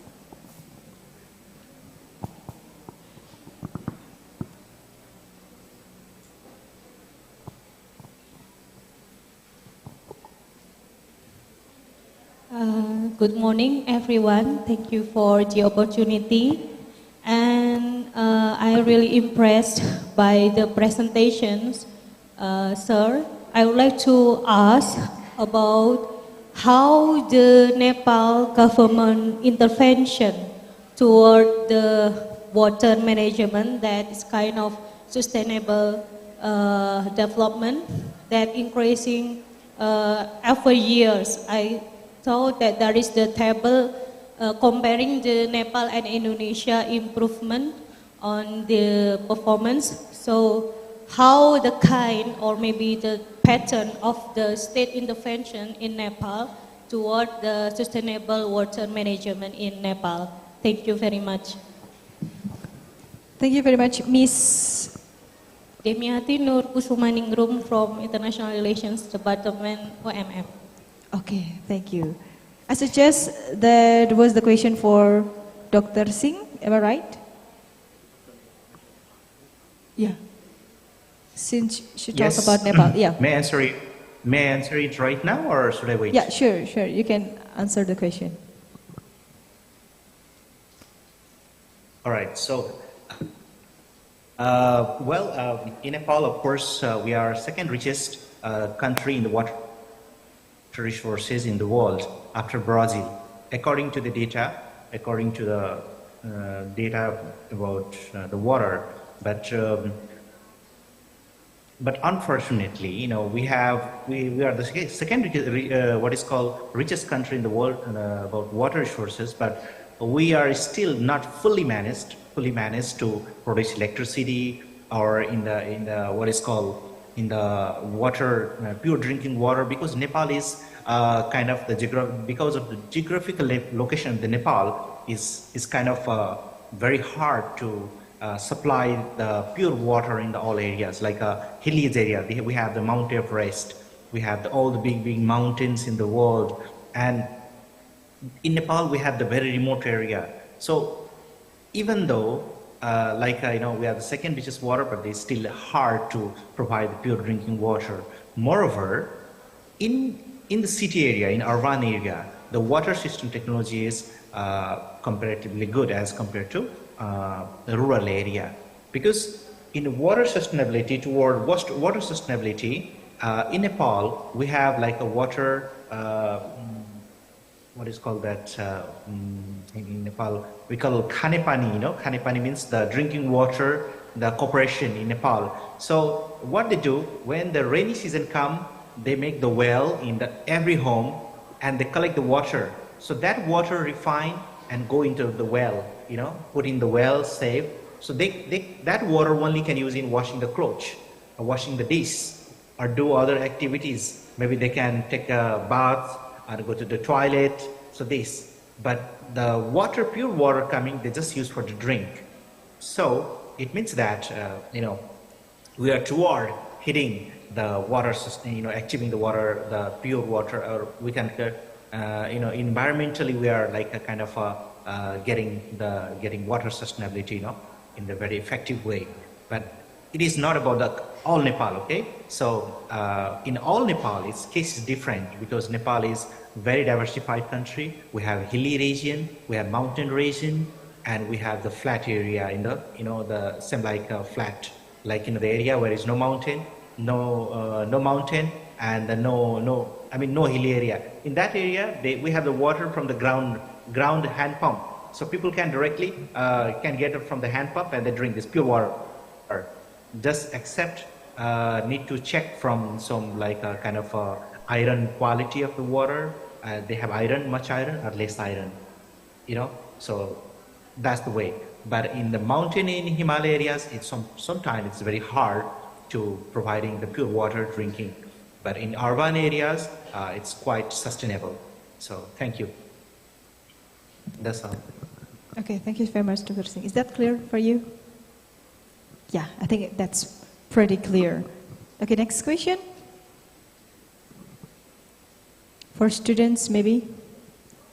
Thank you. From students, I mean. Anyone?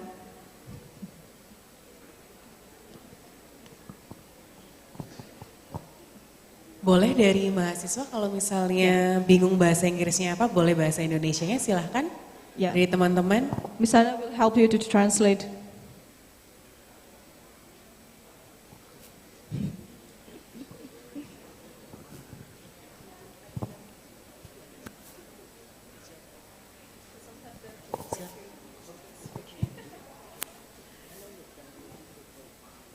Silakan dari teman-teman atau mau ditunjuk?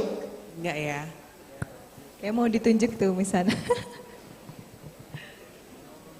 Do I know someone here?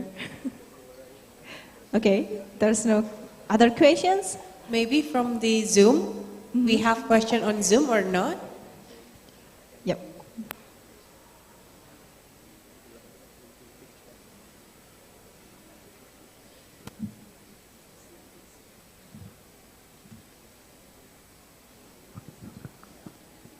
Yeah, I think if there's no other questions, due to the time limitation, we will close this first plenary session because we still have one more left. And yeah, as we draw this curtain on this enlightening discourse, I extend my heartfelt gratitude to our distinguished speakers, engaged participants, and tireless organizing team. We conclude this impactful conference. The shared insights and discussions have kindled new dimension of thought and collaboration. So let's us carry forward the spirit of collaboration ignited during this interconnected world. Thank you all for contributing to this enriching exchange of knowledge and ideas. Thank you very much. Wassalamualaikum warahmatullahi wabarakatuh.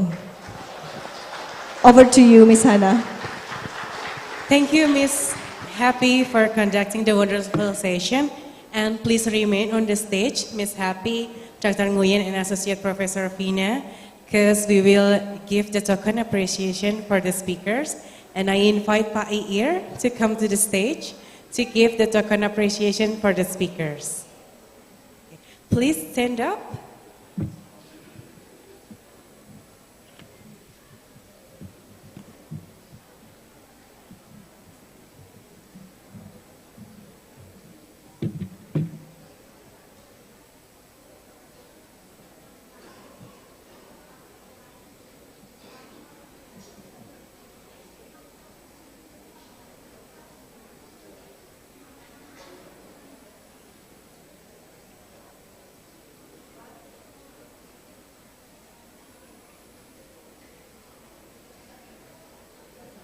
Let's give a round of applause, everyone, for the wonderful session of the first session.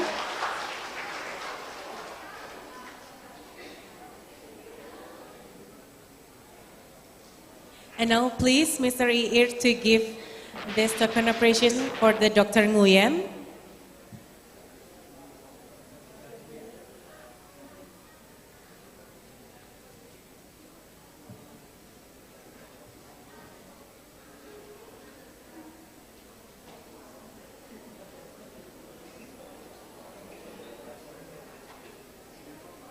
And the next is certificate for the Dr. Nguyen and also Associate Professor Fina Salviana.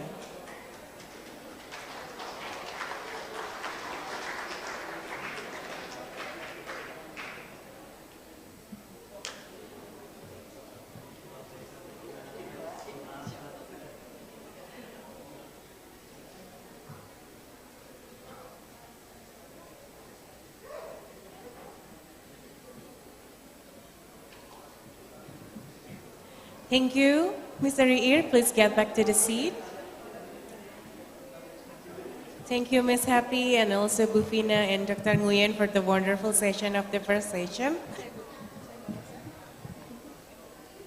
What a great knowledge that we just had, and I hope that the students will get more focused and will ask questions for the next session. And now let's head to the second session, which is the presentation from the next three speakers. And now I would like to invite our moderator of the second session. Our moderator is a lecturer at the International Relations Study Program at University of Muhammadiyah Malang. Ms. Yasha Masudi, we invite you to lead the stage.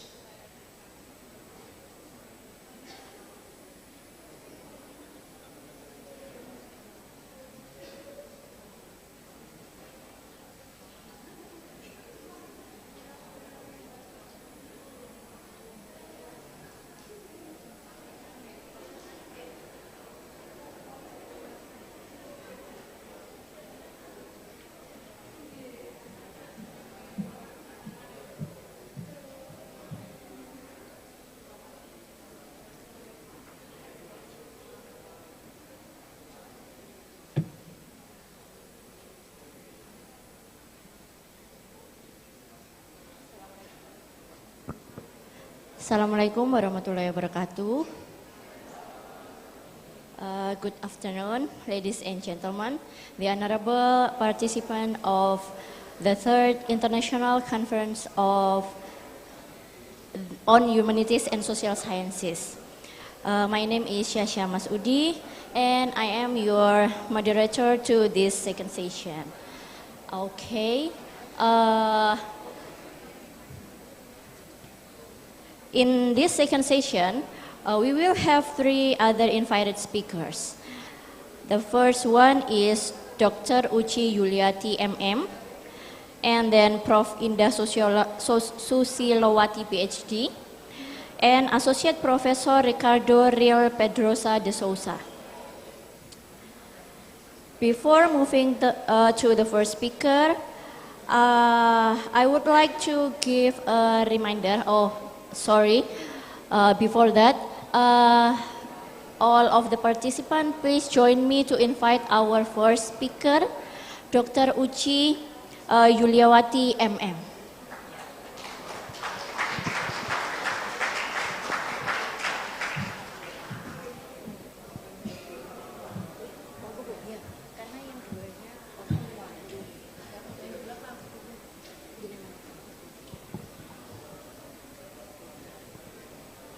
All right.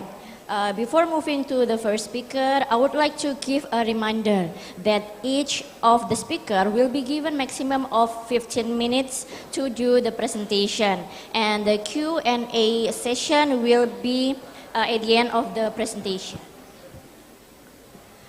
Well, our first speaker is Dr. Uci Yuliawati MM. She is a lecturer of the Management Department of the Faculty of Economic and Business, University of Muhammadiyah Malang. Dr. Uci gained her master's degree from the University of Muhammadiyah Malang and her doctoral degree from the University of Malang. State University of Malang.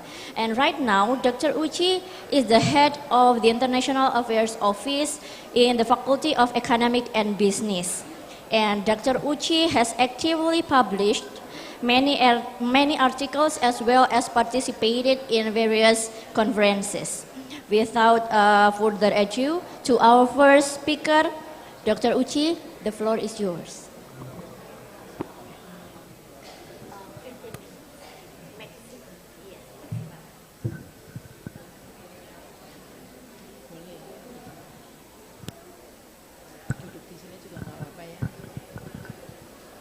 Bismillahirrahmanirrahim.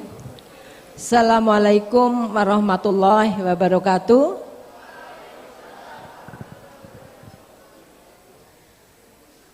Assalamualaikum warahmatullahi wabarakatuh.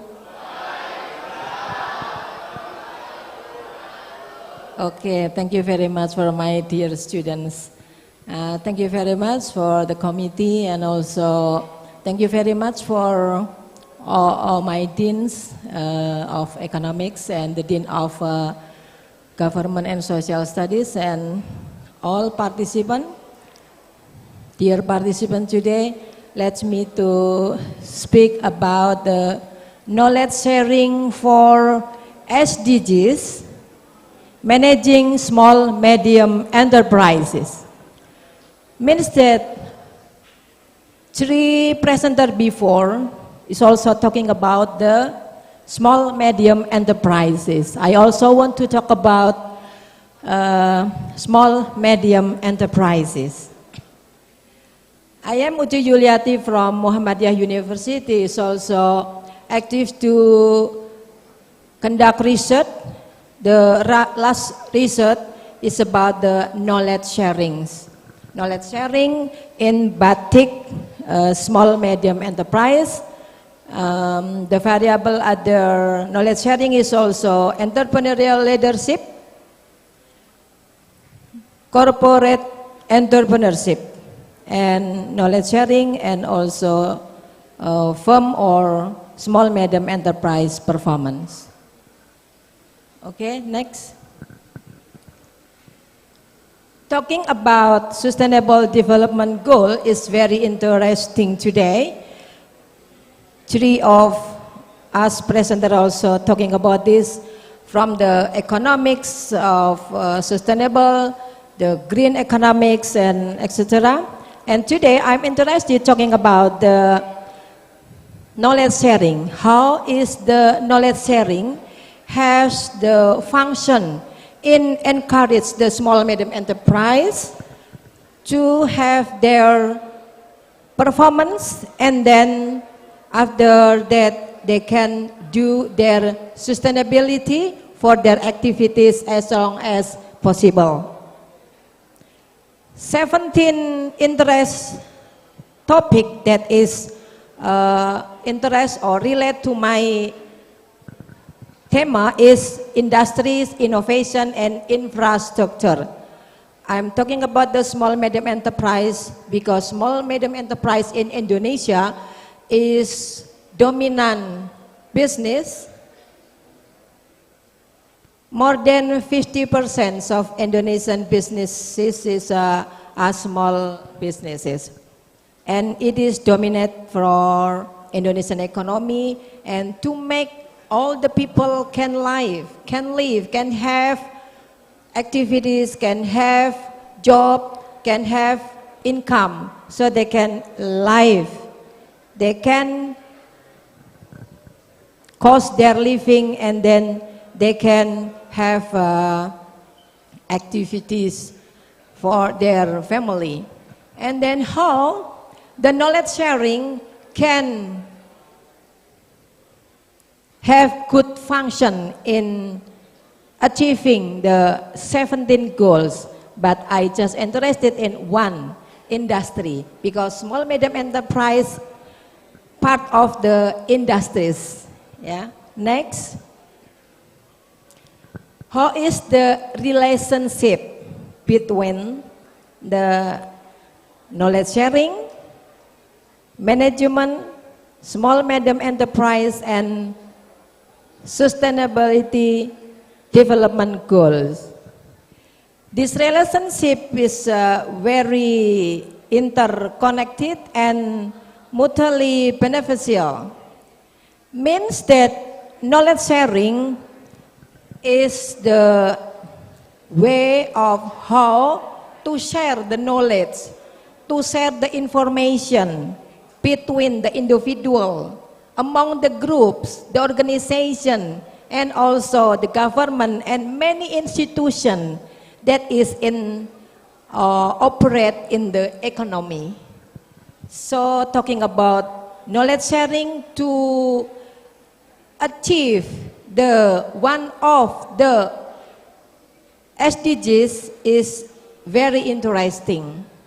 And who is the doer to achieve this? One of the economic doer is the businesses, small medium enterprises, the businesses. Although this is the small and medium businesses, but in Indonesia and in many other countries in Asia, dominant to have economic activity and to support economic activities and their economy. Small medium enterprise, one of the doer besides government, we are here also the economic doer, we are consumer. Because why? Because we are also doing many work, many activities. We also do activity that can have income. Means that we are also doing our job. And then, what is management? Management is the most important science and art. How to manage everything we have. Resources, natural resources, capital resources, human resources, and also financial resources. In small medium enterprise, the resources should be managed as well as possible for achieving their performance. But we know that small medium enterprises has low capability in enhancing, motivating, developing the human resource because they have a limited financial, limited capital, limited money for developing their knowledge, their motivation, and their competence. But today, small medium enterprise should be included to achieve their sustainability in performance first before they can achieve one of the 17 of SDGs target or aims or goals. Yeah? SMS here in Indonesia is one of the economic doer can do knowledge sharing.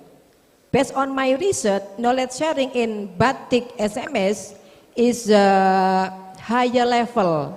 Means that although my research is conducted in 2000 in the COVID era, but knowledge sharing in small medium enterprise is high. This because they are new era in information technology. They should transfer, they should move their activity from offline to online so they can improve, they can do their knowledge sharing by using mobile phone, by using telephone cellular, and also by using email. That is the important, my research result. Next. This is knowledge sharing in the SMS can enable the SMA sellers to learn and share knowledge about sustainable business practice in line with the SDGs, especially in the industries. For example, SMS in Batik also have the, we can say, group of Batik, yeah, group of Batik in Malang, Batik in Tulungagung, Batik in Madura Derameni, a group of batik. By sharing information on environmentalist resource management, waste management, energy efficiency, and other business practice, means that small medium enterprise can adapt sustainable practice and make a positive contribution to achieve the SDGs related to environment. Next.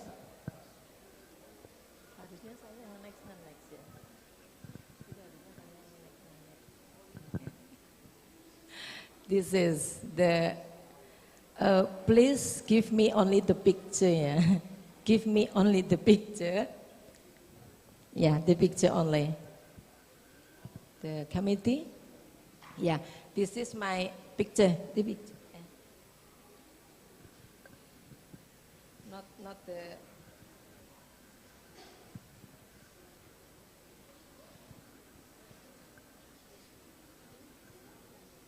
Yeah, thank you.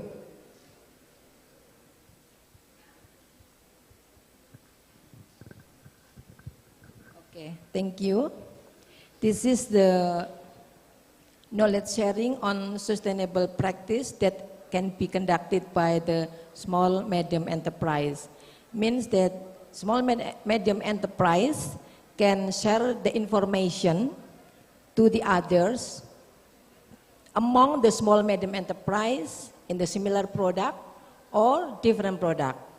And they can, in a group, can discuss about how to reduce the pollution. So how to throughout the way the waste reduction from the business operation, and how to make the energy efficiently. This is by sharing the knowledge. Today we are also doing sharing the knowledge. We are academics today, so we can do the research according to this.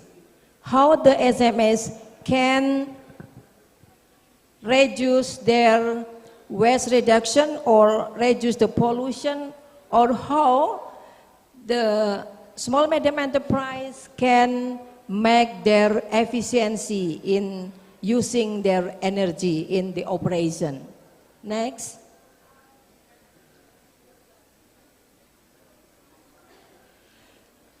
Next. How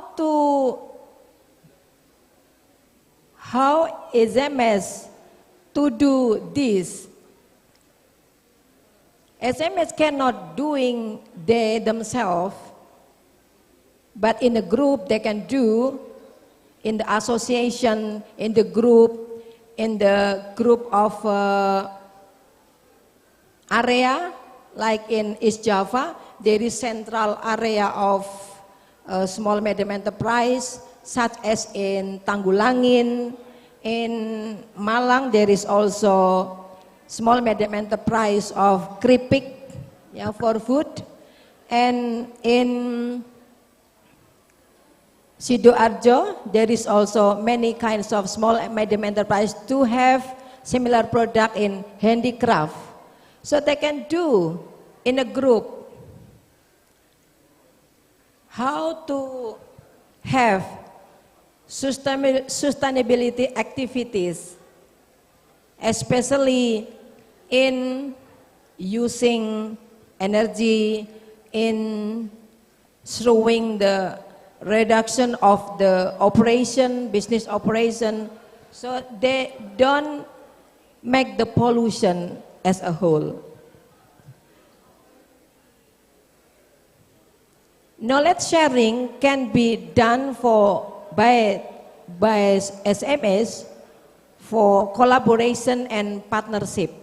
The partnership can be done by the small medium enterprise with the government. Small medium enterprise also have the social communities, also have the business communities in the similar product that I said before. And also, small medium enterprise can have relationship with the educational institution. For the higher level education, for example, we have community service. So we can do collaboration with the small medium enterprise in reducing the pollution, in efficiency, using the resources, and also how to motivate the human resource in small medium enterprise so that they can have good motivation in doing their job, so they can have good performance. If the human resource have good performance, so means that the small medium enterprise also will have good performance or high level performance. Next.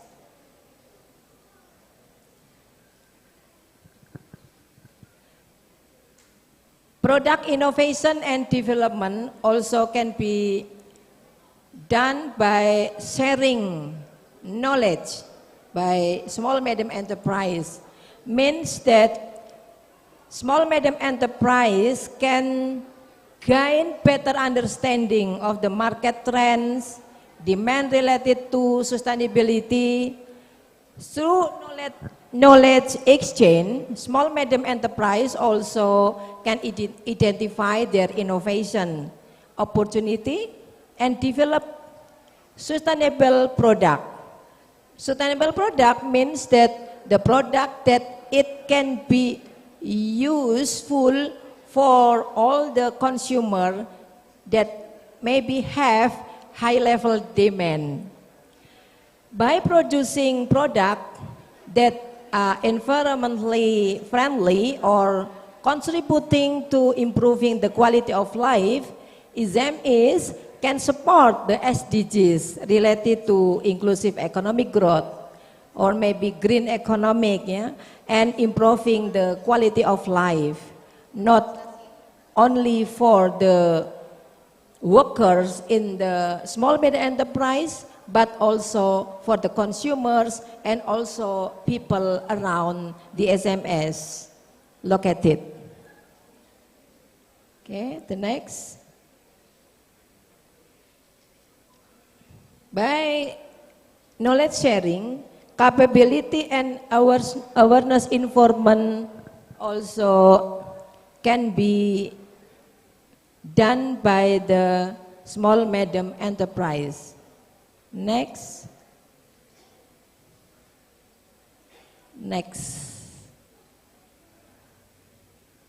Nah.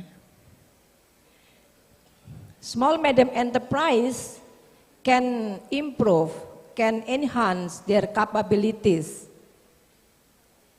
by using knowledge sharing, and then can learn from each other.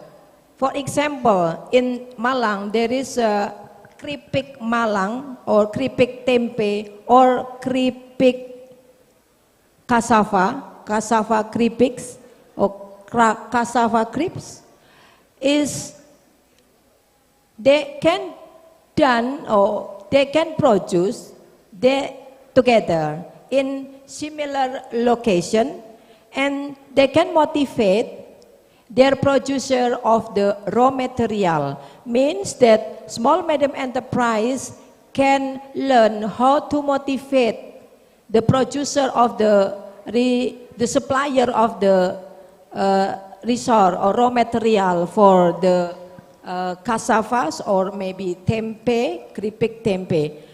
So means that by using knowledge sharing, keripik tempe in Sanan, cassava in Talok, they can improve their production, they can reduce their pollution, they can motivate the producer of cassava, they can motivate the producer of tempe. Means that by using activities how to share their idea, their knowledge, their information, and exchange each other, so they can improve their human resource performance and also small medium enterprise performance. The most important for these activities, knowledge sharing also developing the necessary of the competencies of the human resource in the small medium enterprise means that if all human resource in the small medium enterprise are aware to improve their knowledge, to improve their capability and competence, so it is very necessary to have sustainability in the future. So, awareness to implement sustainability change in their operation is the most important for their activities in the small medium enterprise, especially for the workers. As a whole, next,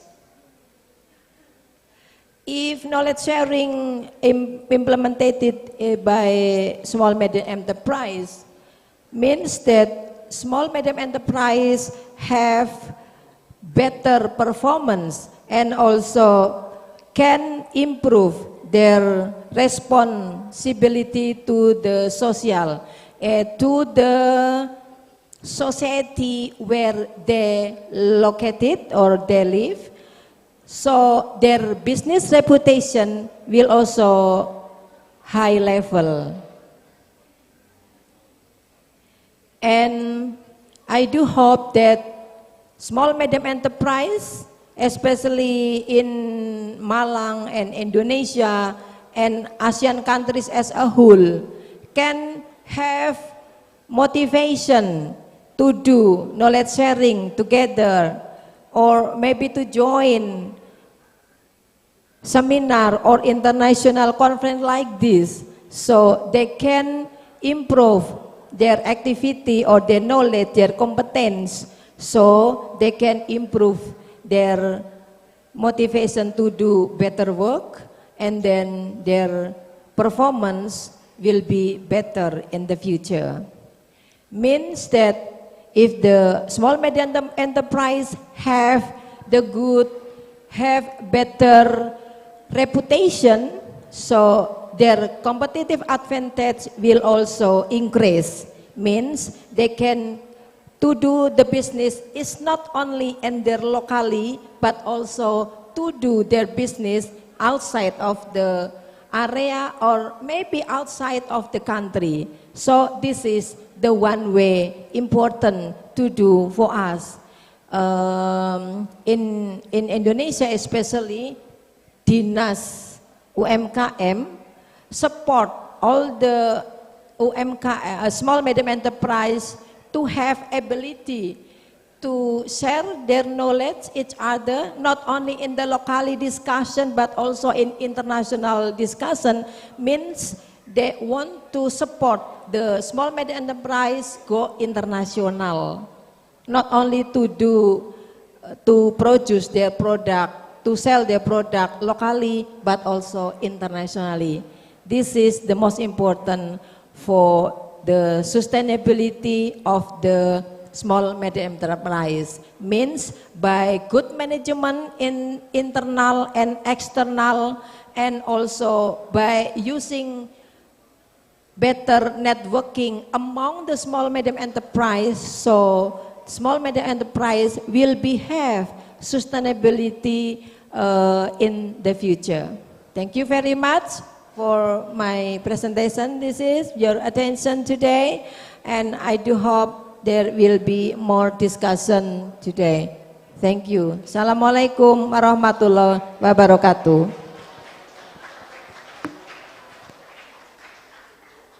Thank you so much, Bu Uci. What an insightful presentation about knowledge sharing to SME, small medium enterprises. This is important because SME is our national economic support. Yes, yeah. And this knowledge sharing is important also for the environmental sustainability, right? Okay. Ladies and gentlemen, the next presentation will be presented by Professor Indah Susilowati, PhD.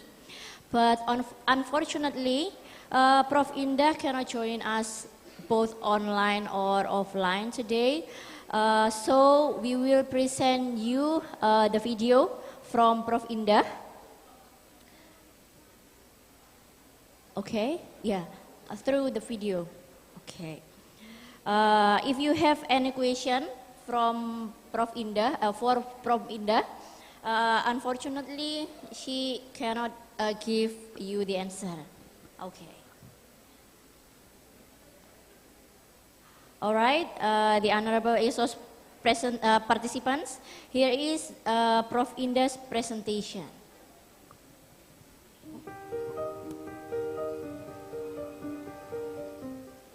Assalamualaikum warahmatullahi wabarakatuh dan salam sejahtera bagi kita semua.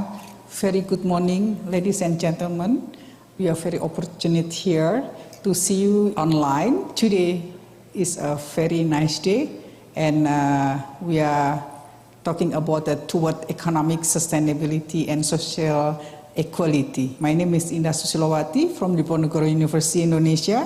Thank you so much for invitation from Director of Universitas Muhammadiyah Malang, presenting as a speaker here in a Sustainable Development Conference. So today is 30 August 2023. We just passed from the COVID-19 and now is coming to the recovery time and also periods. From COVID-19, so we already affected from the severe in economic as well as in health.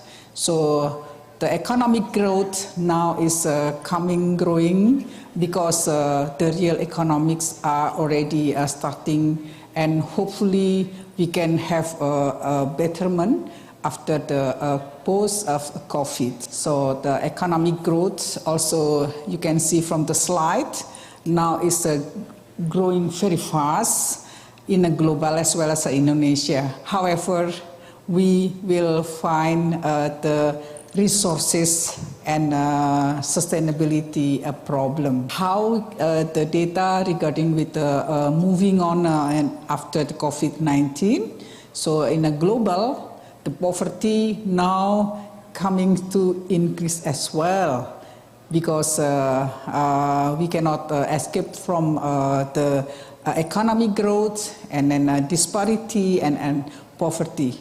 But of course, for the poverty here in global and Indonesia, we have several data as seen in a slide, growing up and hopefully will be down, at least will recover soon. So from the SDGs, during the pandemic, there is 12 of the SDGs out of 17 goals suffered from COVID-19. One of them is loss in income, this more in poverty, and this corruption as well as many other things. However, we have to struggle to survive. All the things will be well manageable. The SDGs score here we can see from the sources as shown in slide. In Finland, the SDG score is quite the rank number 1. And we have several ranking, and especially for Indonesia, we are in a 75 rank. Deterioration of Indonesia environment quality services because of now people are growing in activities, so real economics already moving on, and we have several current issues problem for Indonesia. Among others are in Jabodetabek, the air pollution. As we watch every day in TV news, in Jakarta, the emission is quite high with the very cloudy in emission, air pollution. And in Yogyakarta, we found a landfill fire and also the forest fire. And we can always often in TV news as well as in social media that fire from the several kampung and the others activities are happening. And the air pollution data, as shown in a slide here, we have data for the top of 5, the highest air pollution, among others are in Jakarta, Yogyakarta, and Central Java, and Sumatra South, and especially for Lampung, and the other thing. So the emission quite high. Indonesia climate change with the high-risk project, we already noted from the source of shown in a slide. Many of people are suffer from climate change. Among others are we can find the footprint from the slide. See that the top 3 lowest one with the colors of red is, and Indonesia in a corner there we can see from the ecological footprint. And the forest fire disaster happen in Indonesia, and as we know that in Sumatra with the huge of rainforest and also Kalimantan, and a little bit in East Java, and we can find this fire forest disaster. It's not happen in Indonesia, but the other countries are also suffer about this because the very high in temperature every day, and especially during this summer, and also flood, fire and then flood. So both are a combination and happen everywhere. So we have to take this pay attention. For Central Java, we have an incident of 211, and then also in East Java, Lampung, and South Sulawesi, Central Sulawesi, and also in Sumatra. So we have a map of vulnerable climate change in Indonesia. So the colors in a legend refer for the degree of vulnerability. So the vulnerable part in West Java, and also a part of Sumatra, and we can see from the east part of Indonesia in Papua also with a little bit colors in red, and of course in South Asia distributed in several countries. See the Philippines in the corner also are red. The forest map of Indonesia, look at that. The green one is conservation of forests. But you can see that in Java almost very light in green. Of course, in Kalimantan, Sulawesi, and Papua still a dark in green colors, and also Sumatra in the north part. So that are the distribution. And then for rice field, so Java is a rice field mostly. Majority, and as of now we can see that the map of fertile of the land in Java still in a green one. However, of course, the highly populated in Java, we see that, and also the change for the land use because of industrialization. So it happened, the rice field in Java is degraded the volume, and also see the noted in numbers. Well, we have a huge of 17,500 island for Indonesia as maritime country, and also with the distribution of mangrove. However, now because population as well as the economics purposes, the mangrove also become a bit degraded, And I can see the critical part of mangrove degradation is in Sumatra, in northern western part Sumatra, and also the edge of western part of Kalimantan, as well as in Papua. Of course, in Java, along the coastline, the mangrove become critical because now mangrove can use, people are using for cooking and others materials for the mangrove itself. In fact, mangrove is for the nursery ground actually. So this is the problem. So between economic and ecologic sometimes is not agreed. So this is a part of how to balance the sustainability between economics and ecology. So this is the distribution of industry in Indonesia. Almost all of spread out in Indonesia is already industrialized, except for the I noticed in a central of Kalimantan. We're talking about a pillar of sustainability among social, economic, and environment. So how to balance the sustainability? We have to set a strategy. Of course, it's not easy to say balancing among social, economic, and environment. However, this is our main task to maintain the sustainability, our resources with the huge population, feeding our people, and then to have social welfare, economic welfare, and environmental welfare. Toward the economic sustainability for the green economy, we have economic leads and also strategy.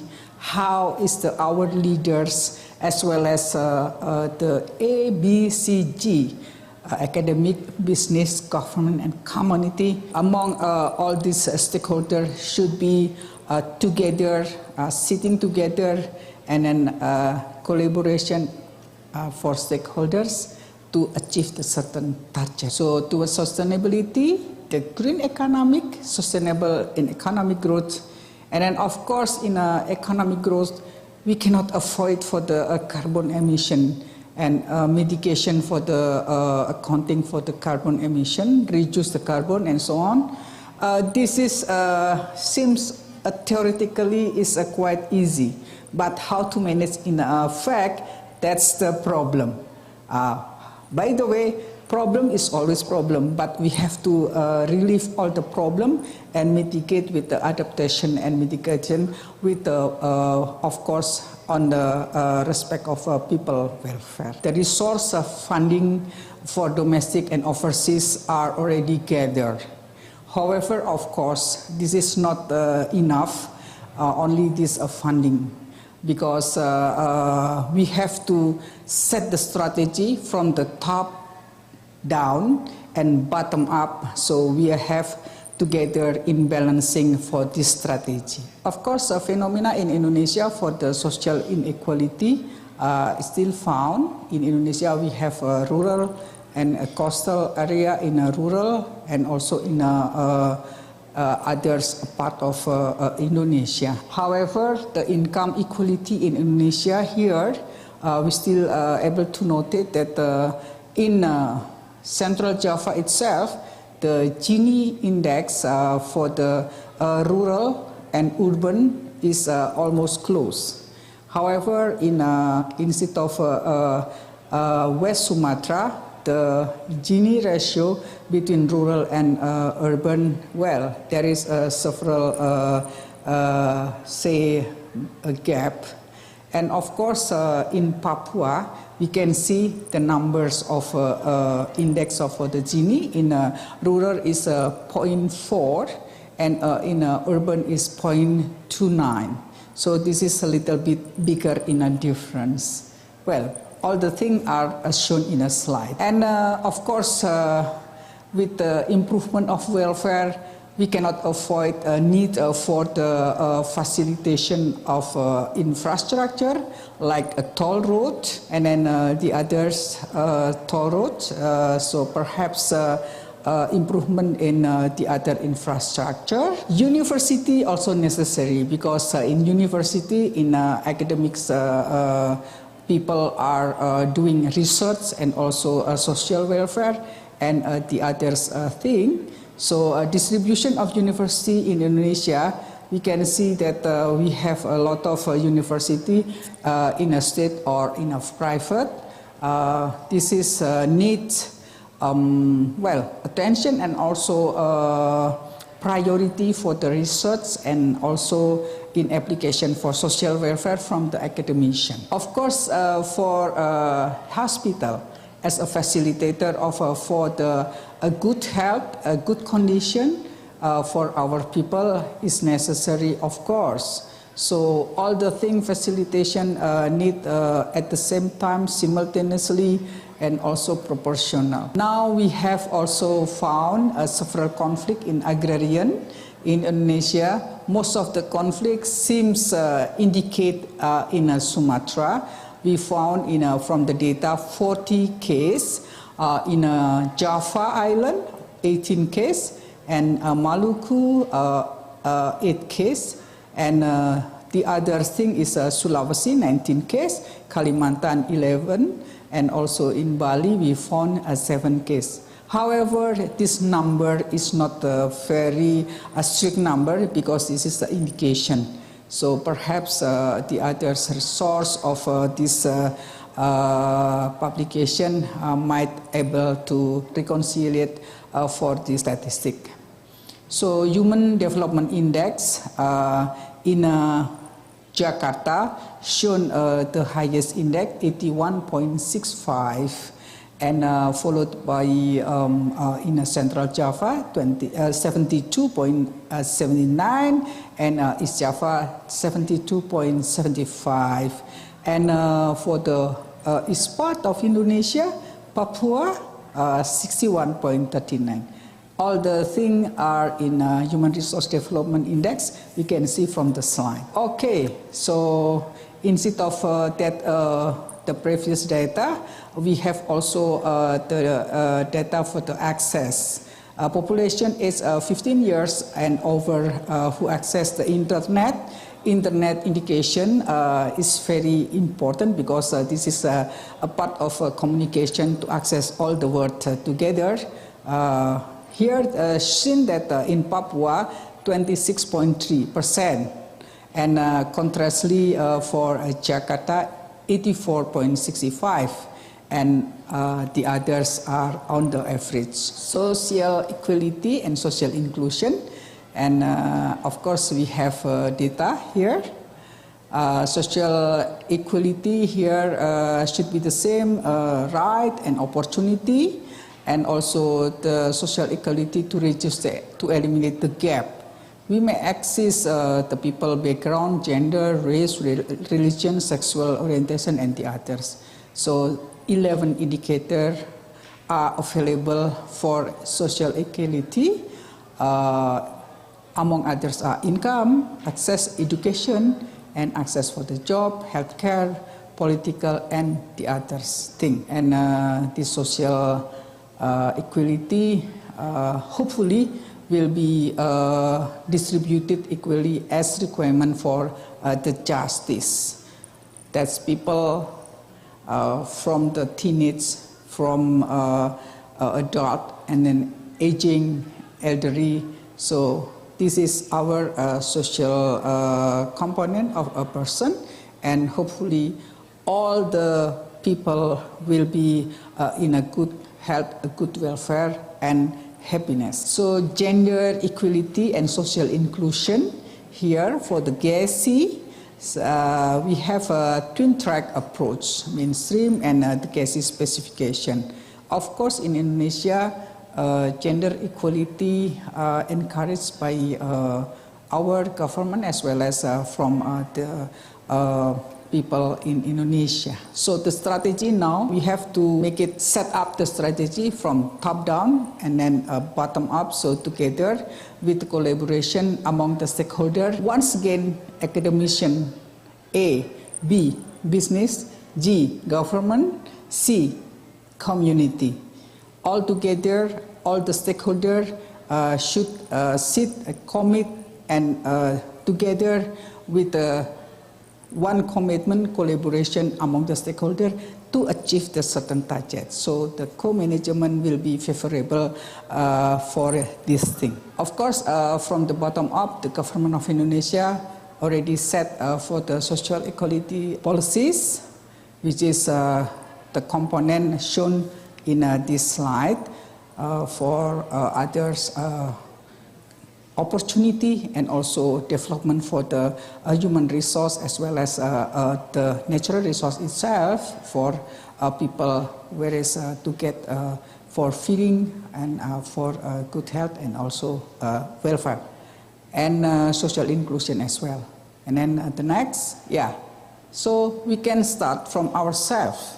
So the strategy from bottom up. Start from ourselves. Say we can give an example for the fishery sectors. So among the several stakeholders in the fishery sector, and then A, B, G, C, especially from academician and NGO, together with the business and the government together, and then with the community together, and then to fight for poverty and other degradation resources and so on. So the bottom up is the key important strategy, because it starts from ourselves.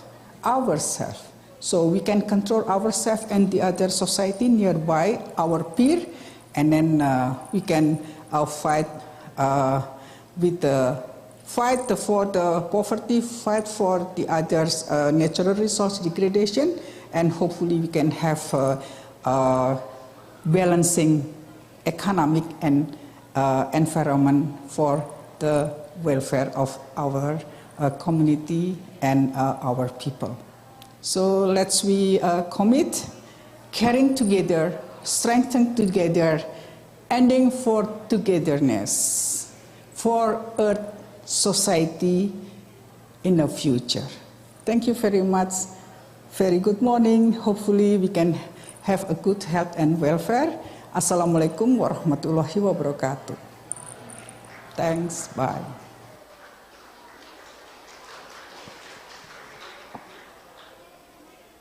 All right, that's all from Prof. Indah.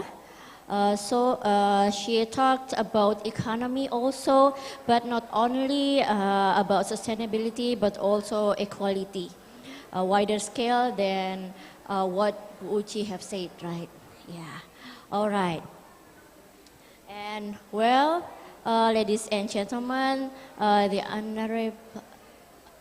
Oh, okay. Oh, okay. Because our last speaker is not does not respond yet, so we will have Q&A session first for now. Is there any question from the participant here? For Bu Uci especially?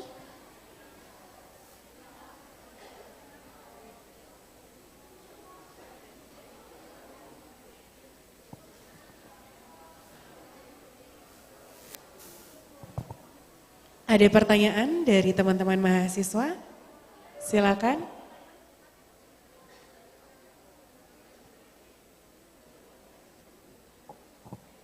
Maybe one of you have SME and you want to ask Bu Uci about knowledge sharing maybe. Yeah. Or is there anyone who do research about SME here? Yeah. Is there any UMKM, teman-teman? Tentang UMKM, ada yang melakukan penelitian atau pengabdian kepada UMKM? Oh, tidak ada sepertinya Bu Uci. Alright. Okay. Everyone, thank you for having us in this session, and we're going to have lunch after this. I will give it back to the MC. Thank you. Wassalamualaikum warahmatullahi wabarakatuh. Please give a round of applause for the second session. And thank you very much, Ms. Sasha, for conducting the wonderful session. And please stand up in the front of the stage, because we will give the token appreciation for the speaker, which is Dr. Uci Yuliati, which will be given from Pak Iir. Please, Pak Iir, move to the stage.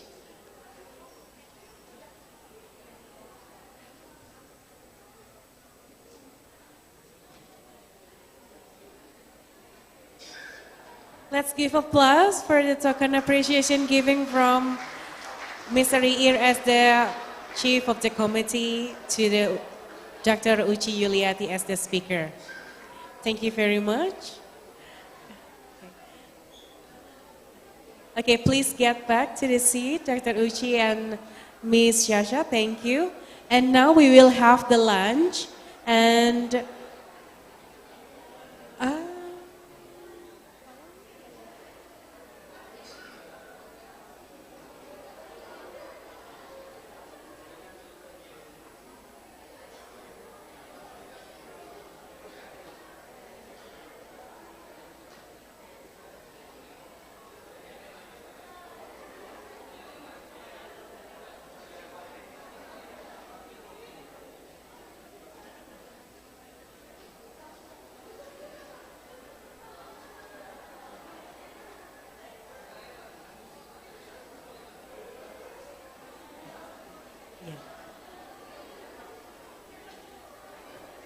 we're sorry for the inconvenience and the mistake. We will continue the second session, and I invite Ms. Shasha for coming back to the stage to continue the second session with Professor Ricardo.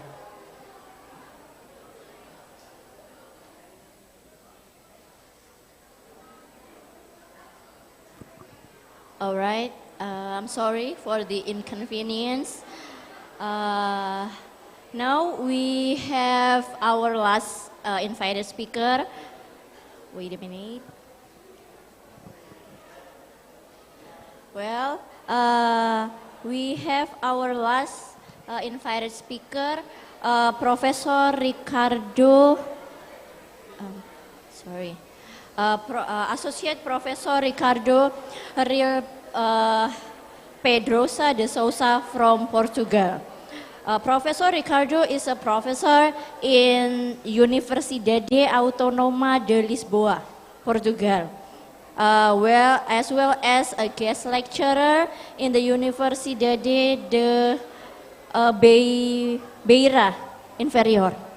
Sorry if there is some mistakes. Prof. Ricardo has deeply involved in many scientific activities such as publishing books, journal articles, experience as well as an editor and so on. All right, that's a brief of the Professor Ricardo's profile. Now let's listen to his presentation. And Prof. Ricardo, kindly reminder that you have only 10 minutes for the presentation. Please, the floor is yours. Very well. I hope you are hearing me properly. Sorry? Yes? Yeah. I can hear. Yeah, okay, we can hear good. you clearly. Good morning, everyone. I want to first thank the invitation by UMM to present at this conference. It was a very fruitful experience, my visit earlier this year to UMM, and I'm pleased that I can contribute to your reflections. I have a presentation on the dynamics of neo-patrimonialism. I'm told I have about 10 minutes for my presentation. I think you can see my slides projected. Correct?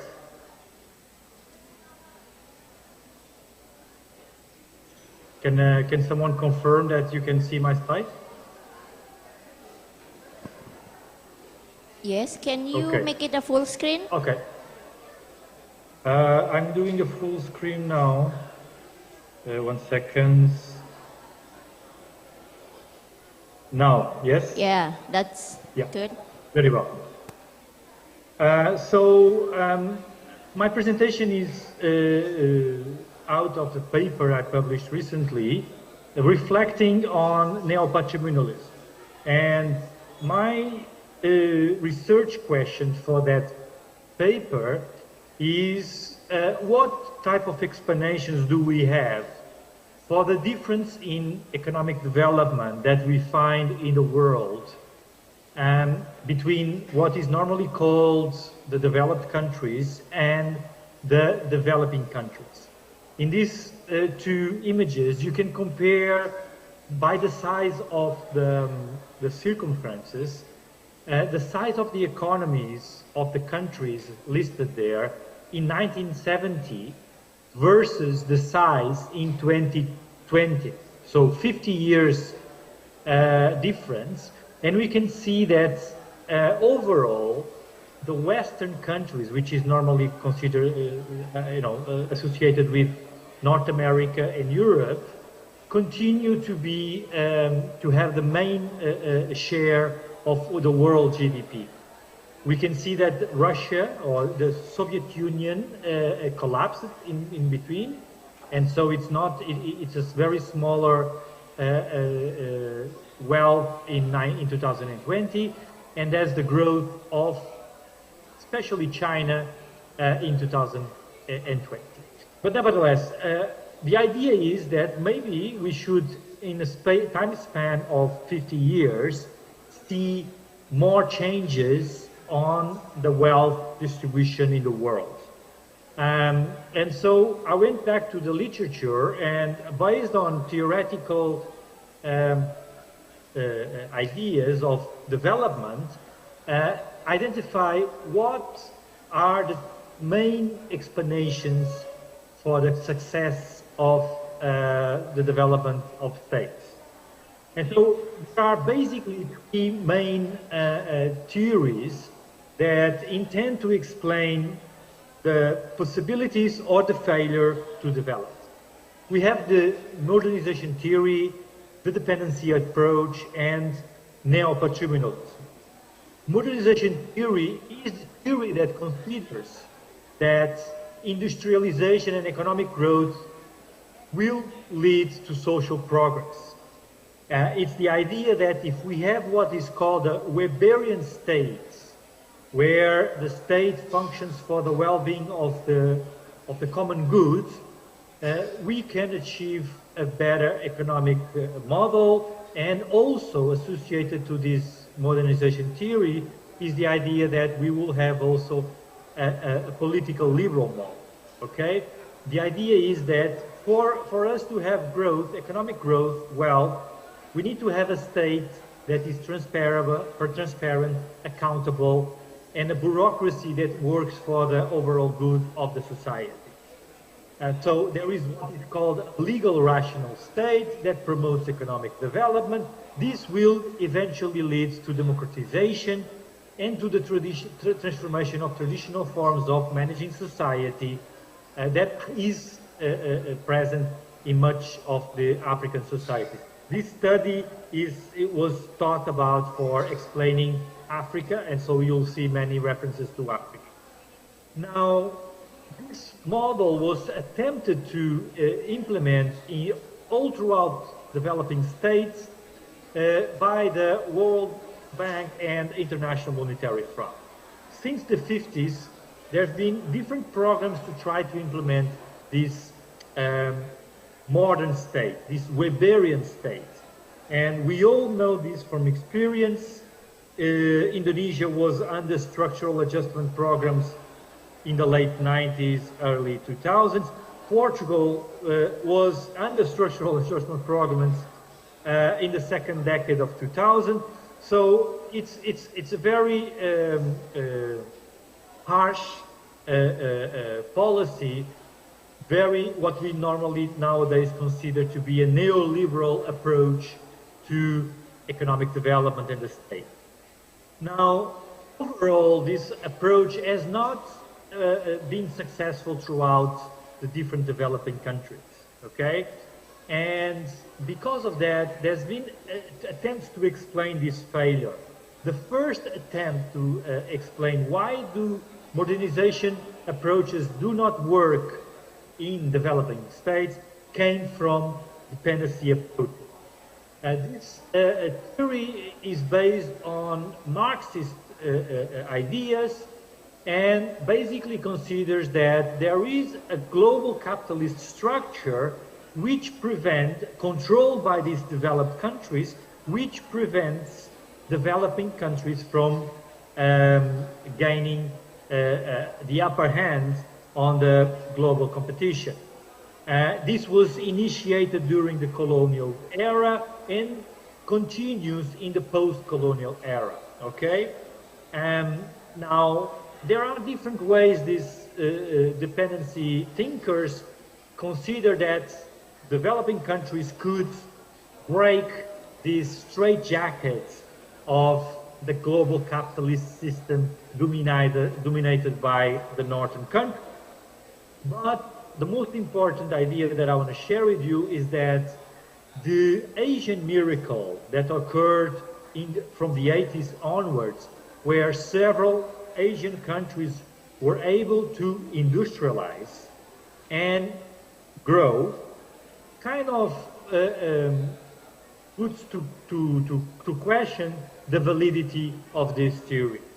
Furthermore, when the Soviet Union collapsed in the early 90s, the models inspired by Marxism were also put into question.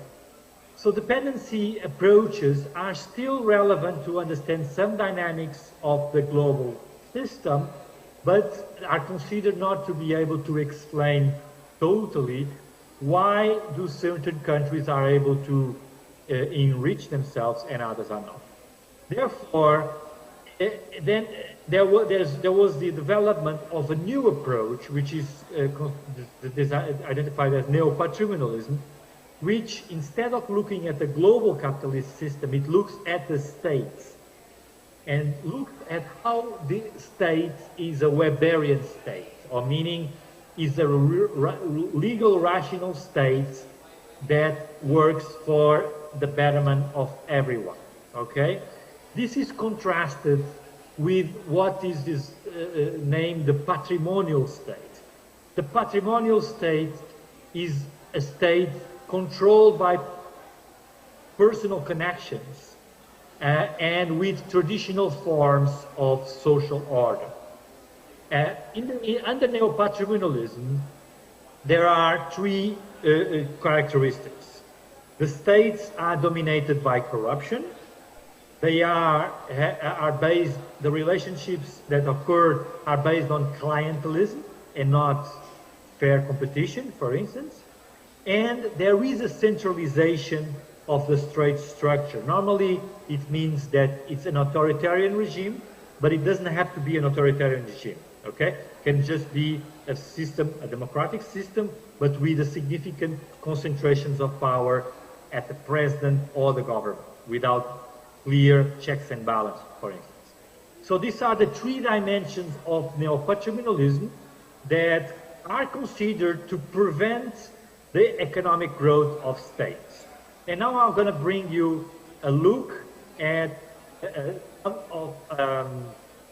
level of patrimonialism in different regions of the world. Now, patrimonialism is a European or a Western concept, and neo-patrimonialism.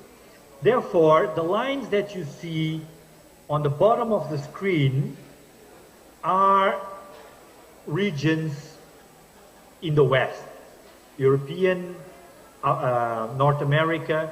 So these are the countries with less neo-patrimonialism, less corruption, less clientelism, less concentration of power, okay?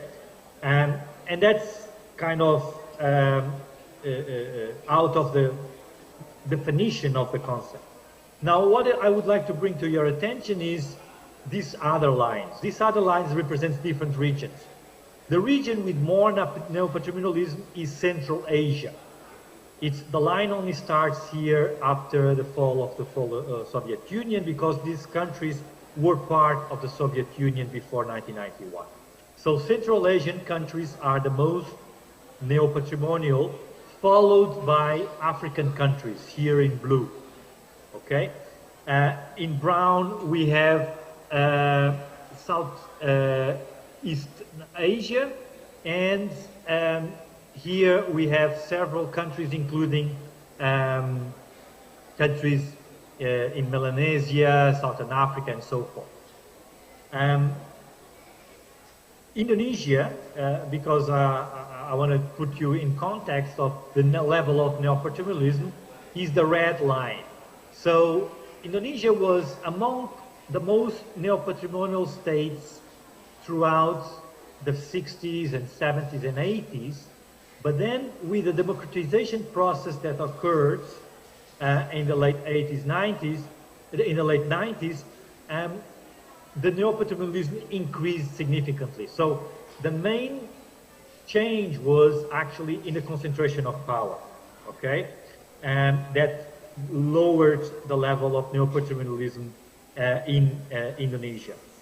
Now, there is an understanding that higher levels of neo-patrimonialism are associated with lower levels of economic development.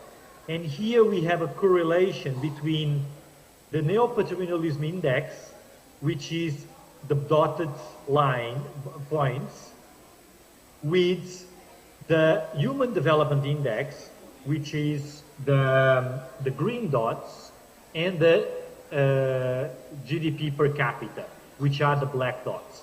And we can see that the higher the neo-patrimonialism is, left to right, the lower the economic development, the GDP per capita, and the lower the human development are. There is a certain correlation. We are not doing a statistical assessment of validity, but there is a tendency for these variables to correlate negatively. Again, I want to show you where Indonesia is. And Indonesia is here with a below average level of neo-patrimonialism, and actually an above average level of economic development and of human development. For the level of neo-patrimonialism they have, the indicators of human and economic development are quite high. Okay? So neo-patrimonialism, it's an important concept to explain the difficulties for the third world countries, developing countries to develop. Okay? It's also a concept that identifies processes at the state level where developing country governments have an agency. They can be in charge of changes to the neo-patrimonialism factors, characteristics, so that they can achieve economic development. Now, there are certain limitations on using this concept. Sometimes it's used as a catch-all concept, okay? But there are different strands of neo-patrimonialism that we don't have now time to go into, and very often is seen as an elite dynamic and does not pay attention to the bottom-up dynamics that can happen in society and that can change the economic prospects of society. So in this brief time that you were given to me, I finished my presentation. All right, thank you so much, Professor Ricardo, for the presentation. It is interesting about neo-patrimonialism. Is there any question from the participant here about neo-patrimonialism? No? Okay. So it will be my question then. I have one question. Professor Ricardo, do you think neo-patrimonialism is a good thing? I mean, nothing wrong about it because defense, your theory sorry, what was your theory? Can you hear me? Yes. Yes. Yes, I can hear you. Yes. Yep. So the main results of the literature is normally that neo-patrimonialism prevents economic development. Okay, so we would say neo-patrimonialism is not beneficial to the countries, but there is differentiations on what type of neo-patrimonialism we have. And there are at least two types of neo-patrimonialism. There is a neo-patrimonialism which is anti-development, prevents the economic development because it has high levels of corruption. Then entrepreneurs are not going to be willing to invest because there's a lot higher cost to the business. If there is a lot of clientelism, the opportunities are not given to the best agents. They are given to networks of family, ethnicity, political support, and so on. So not the best actors in the economic sphere. If there is a high concentration of power, then there is no checks and balances, and the society is not being checked constantly for the best solutions. Now, all this can be very detrimental to development, but there's also a form of neo-patrimonialism which can be inducive to development. These are the cases when a certain group controls the state but affords rents and privileges and opportunities to certain economic groups within the country, but with long-term perspectives for economic growth. They don't do it only as a drive to increase the consumption of an elite.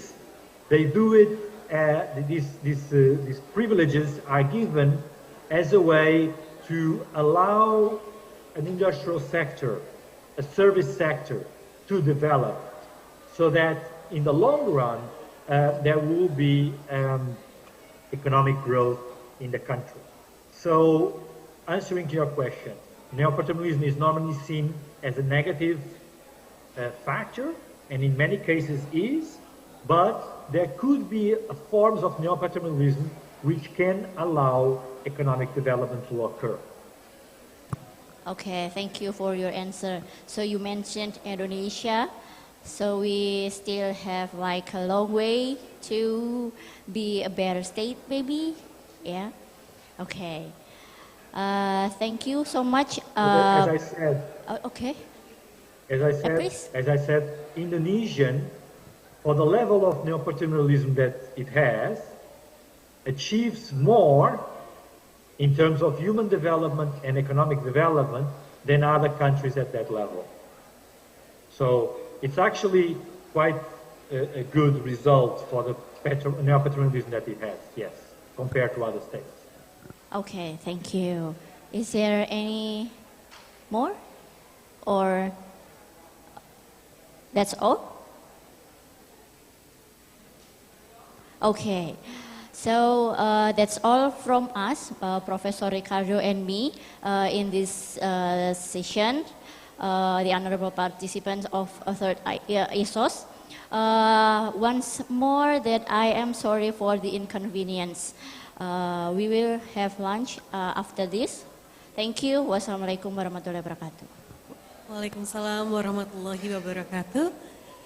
Thank you so much for conducting the wonderful session. Miss Shasha, please get back to the seat. And now I inform you that we will have lunch. And I hope that we can get back here at 1 p.m. so that we can continue to the keynote speaker. Thank you very much. And please enjoy your lunch. Bapak, Ibu, dan teman-teman yang berbahagia, saat ini adalah saatnya istirahat makan siang. Dan saya mohon untuk bisa kembali lagi ke sini pada jam 1 siang agar kita bisa melanjutkan ke keynote speaker-nya. Terima kasih.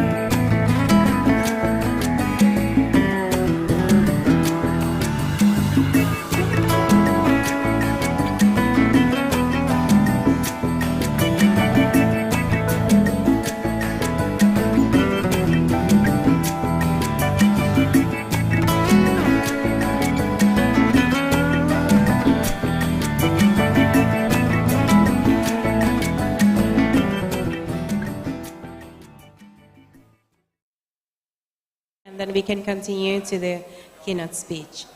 And I hope that the break we just had can regain our energy to continue following this insightful event.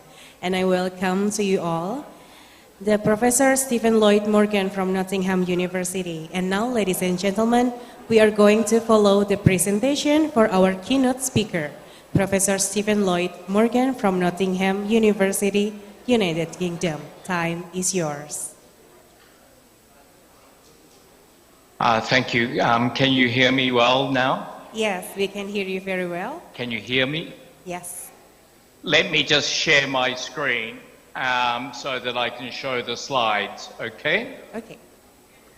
So we'll just...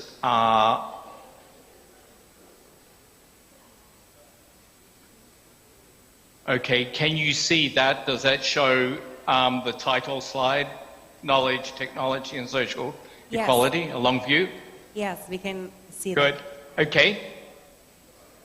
That's excellent. In that case, I might start if that's all right with you. Good. So thank you very much.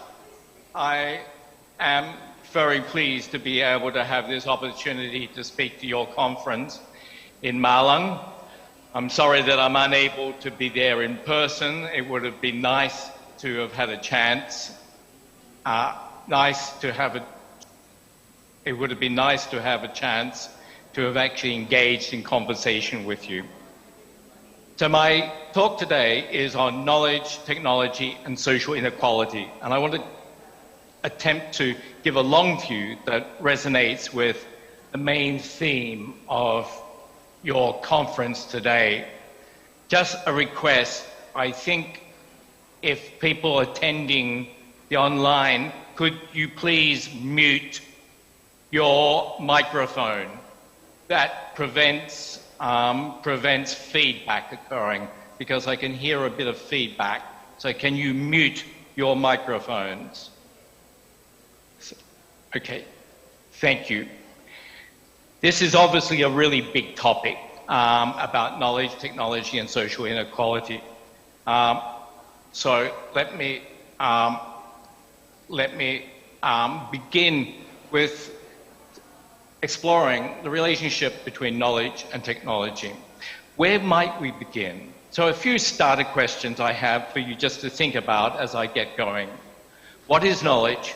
What is technology? How do we make sense of the history of new technologies? What was the role of knowledge, technology, and the emergence of the modern economy, and with it, of extreme inequalities?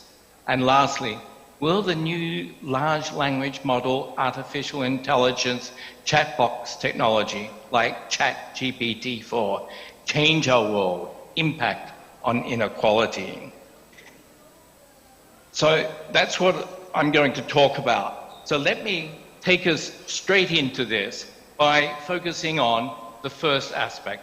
What is the relationship of knowledge and technology? Knowledge and tech are always linked in our contemporary mind. The relationship is often presumed to flow from knowledge to technology, from an idea or theory to the application or product. But this is far from true when we go back in time. Sometimes the presumed reason for why an observed phenomena occurred was completely misunderstood, at least in terms of our contemporary scientific knowledge, though that did not stop its use. For example, that fire turned metal ores, metal oxides, into pure metal. Similarly, a new technology does not always lead to new applications or uses. Politics, people, by which I mean cultures, and prices matter in determining when or if a new technology is used and how soon it might be used. New tech can and often is very disruptive of the incumbents. There will be losers. Those who perceive themselves to be most at risk will try to block new ideas and new tech. Often there is a lag of years, even decades and centuries, between the conceptualization of technology and its application in a practical product that people will buy. In this lecture, I want to explore these ideas a little more. The world recently has been quite a buzz about AI. AI is seemingly everywhere. Reports pivot between a new dream world or a future nightmare. The Economist had a cover a few months ago which captures that very nicely, between whether AI might be saintly in its impact or be devilish. So there are many positives and many negatives we could think about here. Some of the positives include developing new drugs to fight pandemics and diseases like dementia, materials to help fight climate change, approaches to complex problems in science like fusion, nuclear power, and so on. But there's also lots of negatives, that jobs might be automated away, including smart ones like those that you and I do. That AI might outsmart the inventors, become sentient and take over the world, like in science fiction movies. Promote extremism that undermines our political institutions, or rob actors, artists and musicians of their intellectual property. I'd like to suggest, though, that a little bit of history might moderate these anxieties. I think it's important that we distinguish between different types of knowledge. And in the next slide or so, I'm going to talk about the difference between what I call propositional or theoretical knowledge and prescriptive or applied knowledge. We can think of knowledge, firstly, as a proposition or theoretical understanding, or what the Greeks called pisme. For example, Newton's concept of gravity described the relationship between the mass of an object and its attraction to the Earth. And that is an immutable concept. That is a scientific episteme. More broadly, episteme is an understanding of the world at a particular point in time. It does change, as indeed science changes.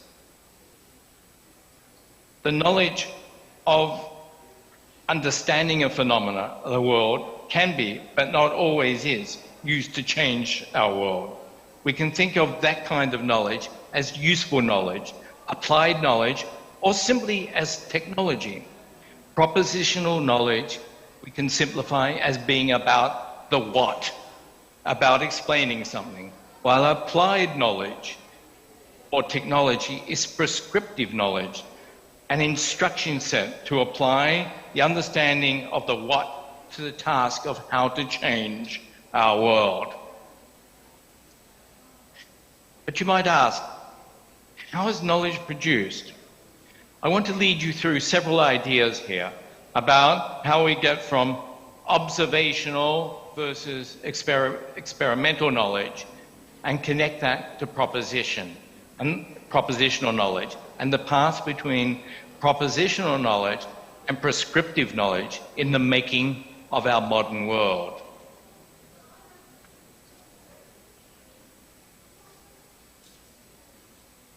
So, if I just take you forward from here, the distinction between observed and experimental knowledge is a useful one that cuts to the basis of modern science. A lot of knowledge comes into existence from simply observing what is happening. That is the way we as a child learn what is hot or cold by touching. Natural phenomena were observed. Early astronomy was, quite simply, stargazing, looking at the skies and noting what we saw. But the next step was a lot harder. How to explain what we saw in the skies. That is, to produce propositional knowledge about the observed, about the sun, the moon, the stars, what they are, what are their relationships, and how did they come into being. That is, about cosmology very broadly. And the big question that we humans longed for an answer, what is our place in the universe among those stars? Therein is the origin of human religions, theorizing about humans and the universe and creation. But this is not a lecture on theology, so let me stop here and move on to discuss more precisely the search for prescriptive knowledge, useful knowledge that could make things different, that can create wealth and goods for our use. If we think about the development of propositional knowledge as theorizing, and we look at how that's changed over the centuries, theorizing knowledge in the ancient world was in many ways an abstract mental exercise, more akin to religion. And in Europe at least, this explains why propositional knowledge did not translate very easily into prescriptive knowledge and practical application. And this was observed particularly by Joseph Needham, an historian of science of China, when he noted that if we think about modern science, which he defines as the mathematization of hypotheses about nature and its implications for technology, it was only in the West after Galileo, that is during the Renaissance period, that it really took off. But yet, between the 2nd century and the 16th century, in East Asia, science seemed to be much more advanced in its practical application to nature. That leads me in to a discussion of modern science and the development of propositional and prescriptive knowledge. Modern science is distinguished by experimentation, an explicit replication of the observed, and to progress knowledge based on observing the processes of replicated experiments to explain the character of what is observed. This way of thinking and doing began to gain ground in Europe during the Renaissance of the 14th to 16th century, the scientific revolution of the 16th to 17th century, and was pushed further forward by the Industrial Revolution. Let's look at an example to try to understand how these processes of developing propositional knowledge and moving to prescriptive knowledge changed. And the example I want to use is that of metal oxides. Most metals exist in nature as oxides. That is a chemical compound that comprises a metal atom and one or more atoms of oxygen. It is turned into a pure metal through the process of heating, a process we call smelting. For example, iron exists as ferrous oxide, most commonly magnetite and hematite. We smelt this iron into pig iron, from which it is used to produce other forms of iron and steel. But our understanding of this smelting process is very recent. About 200 years ago, if someone was to try to explain this scientifically, they would use the phlogiston theory. It was a scientific idea that postulated the presence of a fire-like element that was released when something was burned and absorbed into the air. As a result, the substance burned became dephlogisticated, and the air became phlogisticated, that is, full of phlogiston that was previously in the metal oxide. This was the way combustion and rusting, such as oxides, was explained. And the idea had its roots in Aristotle's concepts of the 4 elements: water, earth, fire, and air. And it was precisely the opposite to our modern theory of oxygen. Oxides, when burned, release oxygen to form the pure metal. That is how we understand the process these days. We can think of phlogiston as old science, and it's better to think of it as old science rather than wrong science. Science tends to progress in quantum leaps, to cite Thomas Kuhn, which is in contrast to how scientists think of scientific progress as an incremental progress incremental process of building on past work.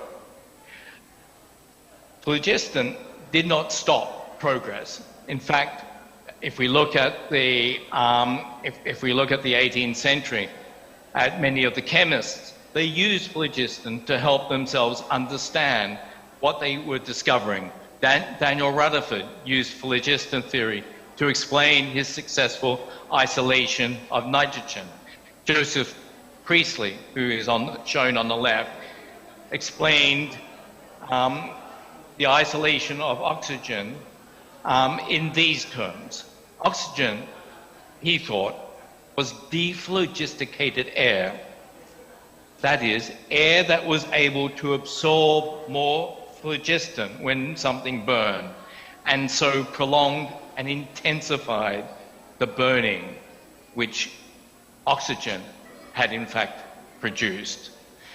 There's various other examples I could mention, but I'm going to skip and move on to something that kind of interests me and brings me to an area that is of research interest, which is related to history and philosophy of science in China and Chinese economic development over the long run. And that is to use the example of gunpowder to show the progress from propositional knowledge, that is about what, to prescriptive knowledge about how. Gunpowder is a mixture of saltpeter, that is potassium nitrate, and sulfur and charcoal. Taoist monks first produced flammable materials that are probably some form of gunpowder around about the 3rd century. We have the first record of documented explosive gunpowder being invented in the late Tang dynasty, that is, in the 9th century, by Taoist monks searching for an elixir for immortality, though quite a few discovered in the process their own mortality far sooner than they would have wished. By the middle of the 13th century, between the 1240s and the 1280s, knowledge of gunpowder had reached the Middle East and Europe, and thereafter was very rapidly developed. During the Song dynasty, gunpowder was employed in a huge range of military applications, including rocket launchers, grenades, mines, and so on. The Song Navy developed naval bombs that were thrown by catapults and had barrages of arrows that were fired with gunpowder incendiaries to set fire to ships. And by the late 1200s, small cannons were being developed.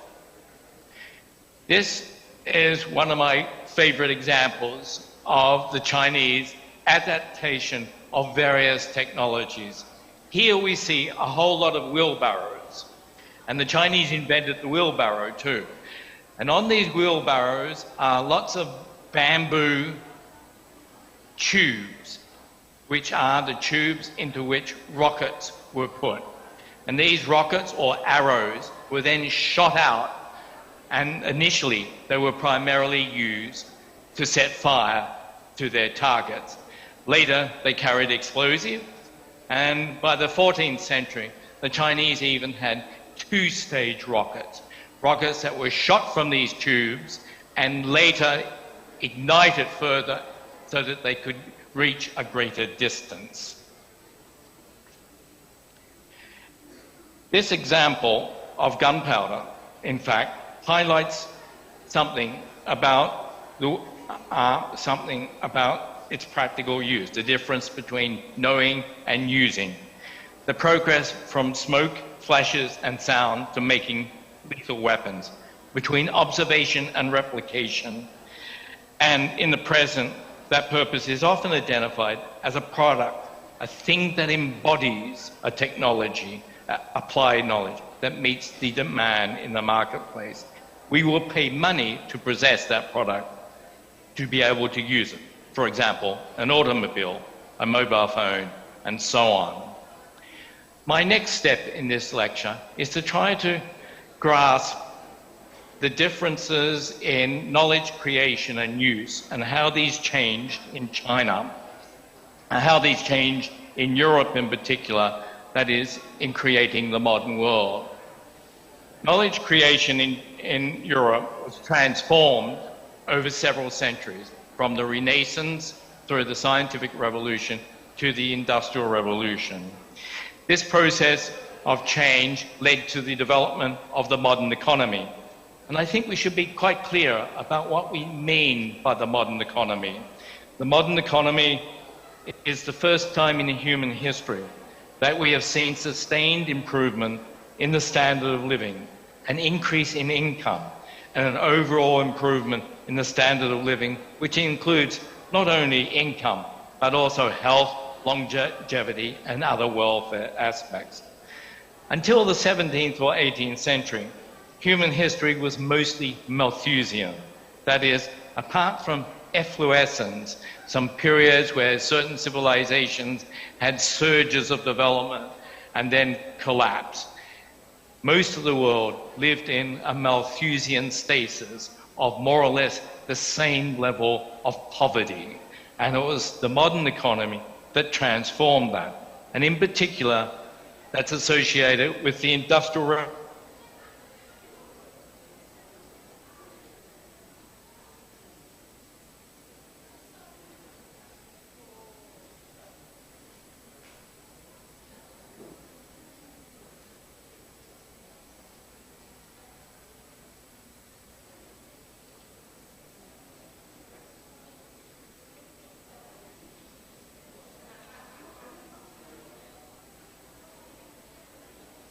Bottom, China.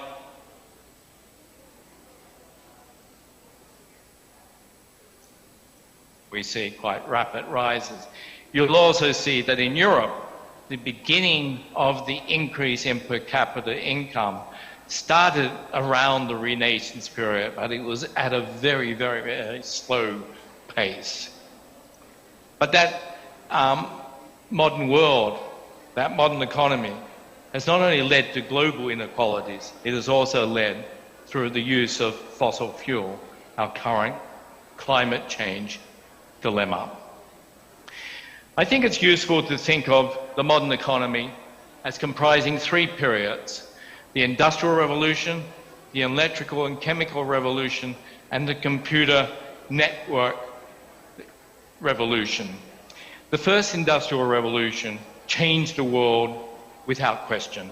Per capita incomes began to rise rapidly in the advanced economies of the day, such as England and Northern Europe. And with hindsight, so did fossil fuel emissions and the increase in global inequality. The second Industrial Revolution, the chemical one, took place in America and Germany in the late 19th century. It deployed electricity to powering manufacturing, which enhanced efficiency and increased greatly the size of the average firm, while new chemical processes transformed materials, pharmaceuticals, fuels, food processing and preservation, and agricultural activity. Without these two big leaps here in electrical and chemical processes, such quintessential machines of the 20th century as the automobile and the aircraft would not have been possible. And the third Industrial Revolution, the Computer and Network Revolution, took off during our lifetimes.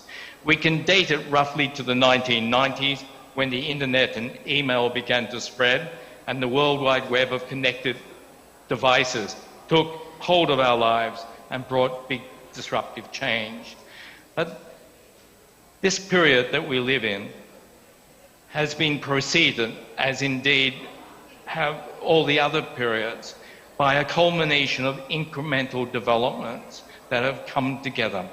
We need to go back to the middle of the 20th century to understand. We need to go back in, sorry, I was wondering whether there was something. My phone's flashing at me. I just see Uchi sending photographs. But we need to go back to the middle of the 20th century and to see those incremental changes that have been so important. The first semiconductor, the transistor, developed in Bell Labs in 1947. The first commercial computer, UNIVAC, in 1951 for the US Census Department, and the integrated circuit in 1958, developed at Texas Instruments. These developments set the stage for miniaturization of electronics as semiconductors increasingly replaced vacuum tubes. In 1971, Intel released the microprocessor 404, and we see the first commercial, as distinct from hobbyist personal computers developing during the 70s, which led in the mid-1970s to the first Apple and the first Microsoft computers. But despite the promises that computers would change our lives from the 1970s, very little happened. Little happened in terms of productivity. We didn't see the emergence of the paperless office that I remember everyone talking about in the late 1970s. The most we could see was the way banks processed our payments in the back, the way governments kept track of population, the unemployed, trade and national accounts, and around about the early 1980s, increasingly in different parts of the world, we started to use automatic teller machines, which meant we didn't actually have to go to banks to get our money. And that was a huge, huge change when banks often only had very limited opening hours. The recent advances in AI are, in many ways, just from my point of view, just the most recent step in the computer network, revolution. We need to think about, are they beneficial or a risk? It might be better to think about, is there any reason to believe that the impact of AI will be greater or faster than its precursor technologies, such as miniaturization? I guess I'm pretty sanguine about this. AI has potential for disruption and potential for harm, as indeed has all humans, all technology humans have possessed the means to deploy when and how they wish since they first discovered the ability to control fire. Fire was a weapon as surely as gunpowder or the aircraft. It could be used to drive animals or people into traps, to change the landscape and biosphere to better suit the uses we humans envisage, or simply to heat water to make coffee or cook instant noodles. But I would like to suggest that the current AI has very, very definite limits. The danger with AI, as with all forms of robotics, rests with we as human actors. And I will try to wrap this up very in the next 2 minutes. The danger, it rests with us as human actors. The fantastical ideas of a sentient algorithm, a computer program that takes on the consciousness of a human, or a sentient robot, are really very much the stuff of science fiction. Let me not suggest that we should be cavalier, that we should not be cautious. We need to be. But many science fiction ideas have become real, such as flying machines, satellites, lasers, and space travel. But it is the purpose to which we, human society, puts AI that will shape whether it is for good or for bad. A fundamental limit for large language model AI is the quality of information sources it is trained on. If you've ever played with it, you'll soon discover that. And when those sources end in time, is really the end of any knowledge they possess, if you can put it that way. A question about something beyond the data of the training data is unlikely to generate much but speculative outputs that are more likely to be woefully muddled, if not plain silly nonsense. Human-like output, yes, but still not human, still not sentient. What if giving AI agents a memory And the Financial Times had an interesting report recently on a recent Stanford experiment that tried doing that, populating a computer city with chatbot agents that were given a history. They formed relationships that were not programmed, based on their programmed history. These chatbot engagements are, though, ultimately simulations by computer agents that mimic human outcomes. These are not sentient, however human-like they might appear, and the plug can be pulled on them, just like we can also take a battery out of a toy. Advances in AI and their impact on human inequality and well-being is something I think we do need to worry a bit about. And by way of conclusion, I'm going to talk about these potential effects for inequality and welfare. We are only too well aware of the disparities between the information rich and the information poor, between those who are well connected and those who are less so. These sorts of inequalities, for the most part, coincide with the disparities between the rich world and the rest, between the global north and the global south, or what in my youth we called developed and or less developed countries. In short, global income disparities could worsen as the advantages of AI accrue disproportionately to the societies already rich in income and information. The problem is that AI, like so many innovative technologies since the mid-20th century, is likely to be captured by big corporates. There is little reason to believe that they will use AI for purposes other than to enlarge themselves and make their shareholders richer. Indeed, the biggest players in AI are among the biggest and richest of the big tech firms, and they are likely to acquire the smart, innovative startups and fold them in to their bloated selves. They have huge budgets, and The Economist recently reported that Alphabet, Amazon, Apple, Meta, and Microsoft, the 5 big techs, invested a combined $200 billion in research and development last year. That was equivalent to 80% of their combined profit, $200 billion. And these massive companies account for the R&D spending of more than 1/3 of all Fortune 500 companies. So we have a challenge there. It's not just about regulating AI. It's not about regulating big business necessarily. It's about thinking through how we can make AI and big business more accountable. So let me conclude with a couple of summary points. This has been a romp, a very quick romp, through more than a millennium of history of knowledge, technology, and economic change. I've just skimmed the surface. So much more could be said, and I'm sorry I don't have an opportunity to chat with you after this talk there. Our contemporary world is flooded with knowledge. Most people in advanced economies are best described as knowledge workers. We academics certainly are knowledge workers. And the technologies of our age, the network devices that bind us together in time and space. Just think about what I've done the past 30-odd minutes, 25, 30 minutes via Zoom. I'm in Nottingham at home, my study, and there I am talking to you in Malang in Jawa Timur.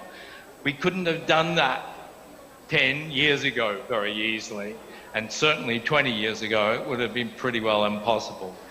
Technology, AI and other, will change our world. It is for human actors like you and me to set the terms of that engagement, hopefully for a better and less unequal future for humankind. Thank you. Thank you for sharing your expertise, Professor Morgan, especially on knowledge, technology, and social equality along view. And we are looking forward to hearing you speak again and or to meet you in person at the University of Muhammadiyah Malang. We welcome you to come here to University of Muhammadiyah Malang, Professor.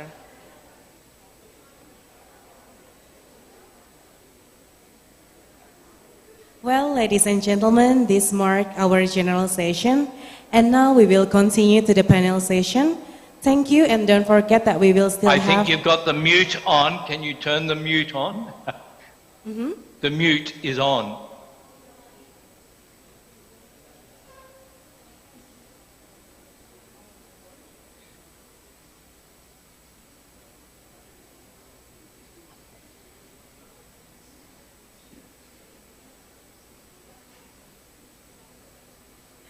Thank you for sharing your expertise, Professor Stephen Morgan.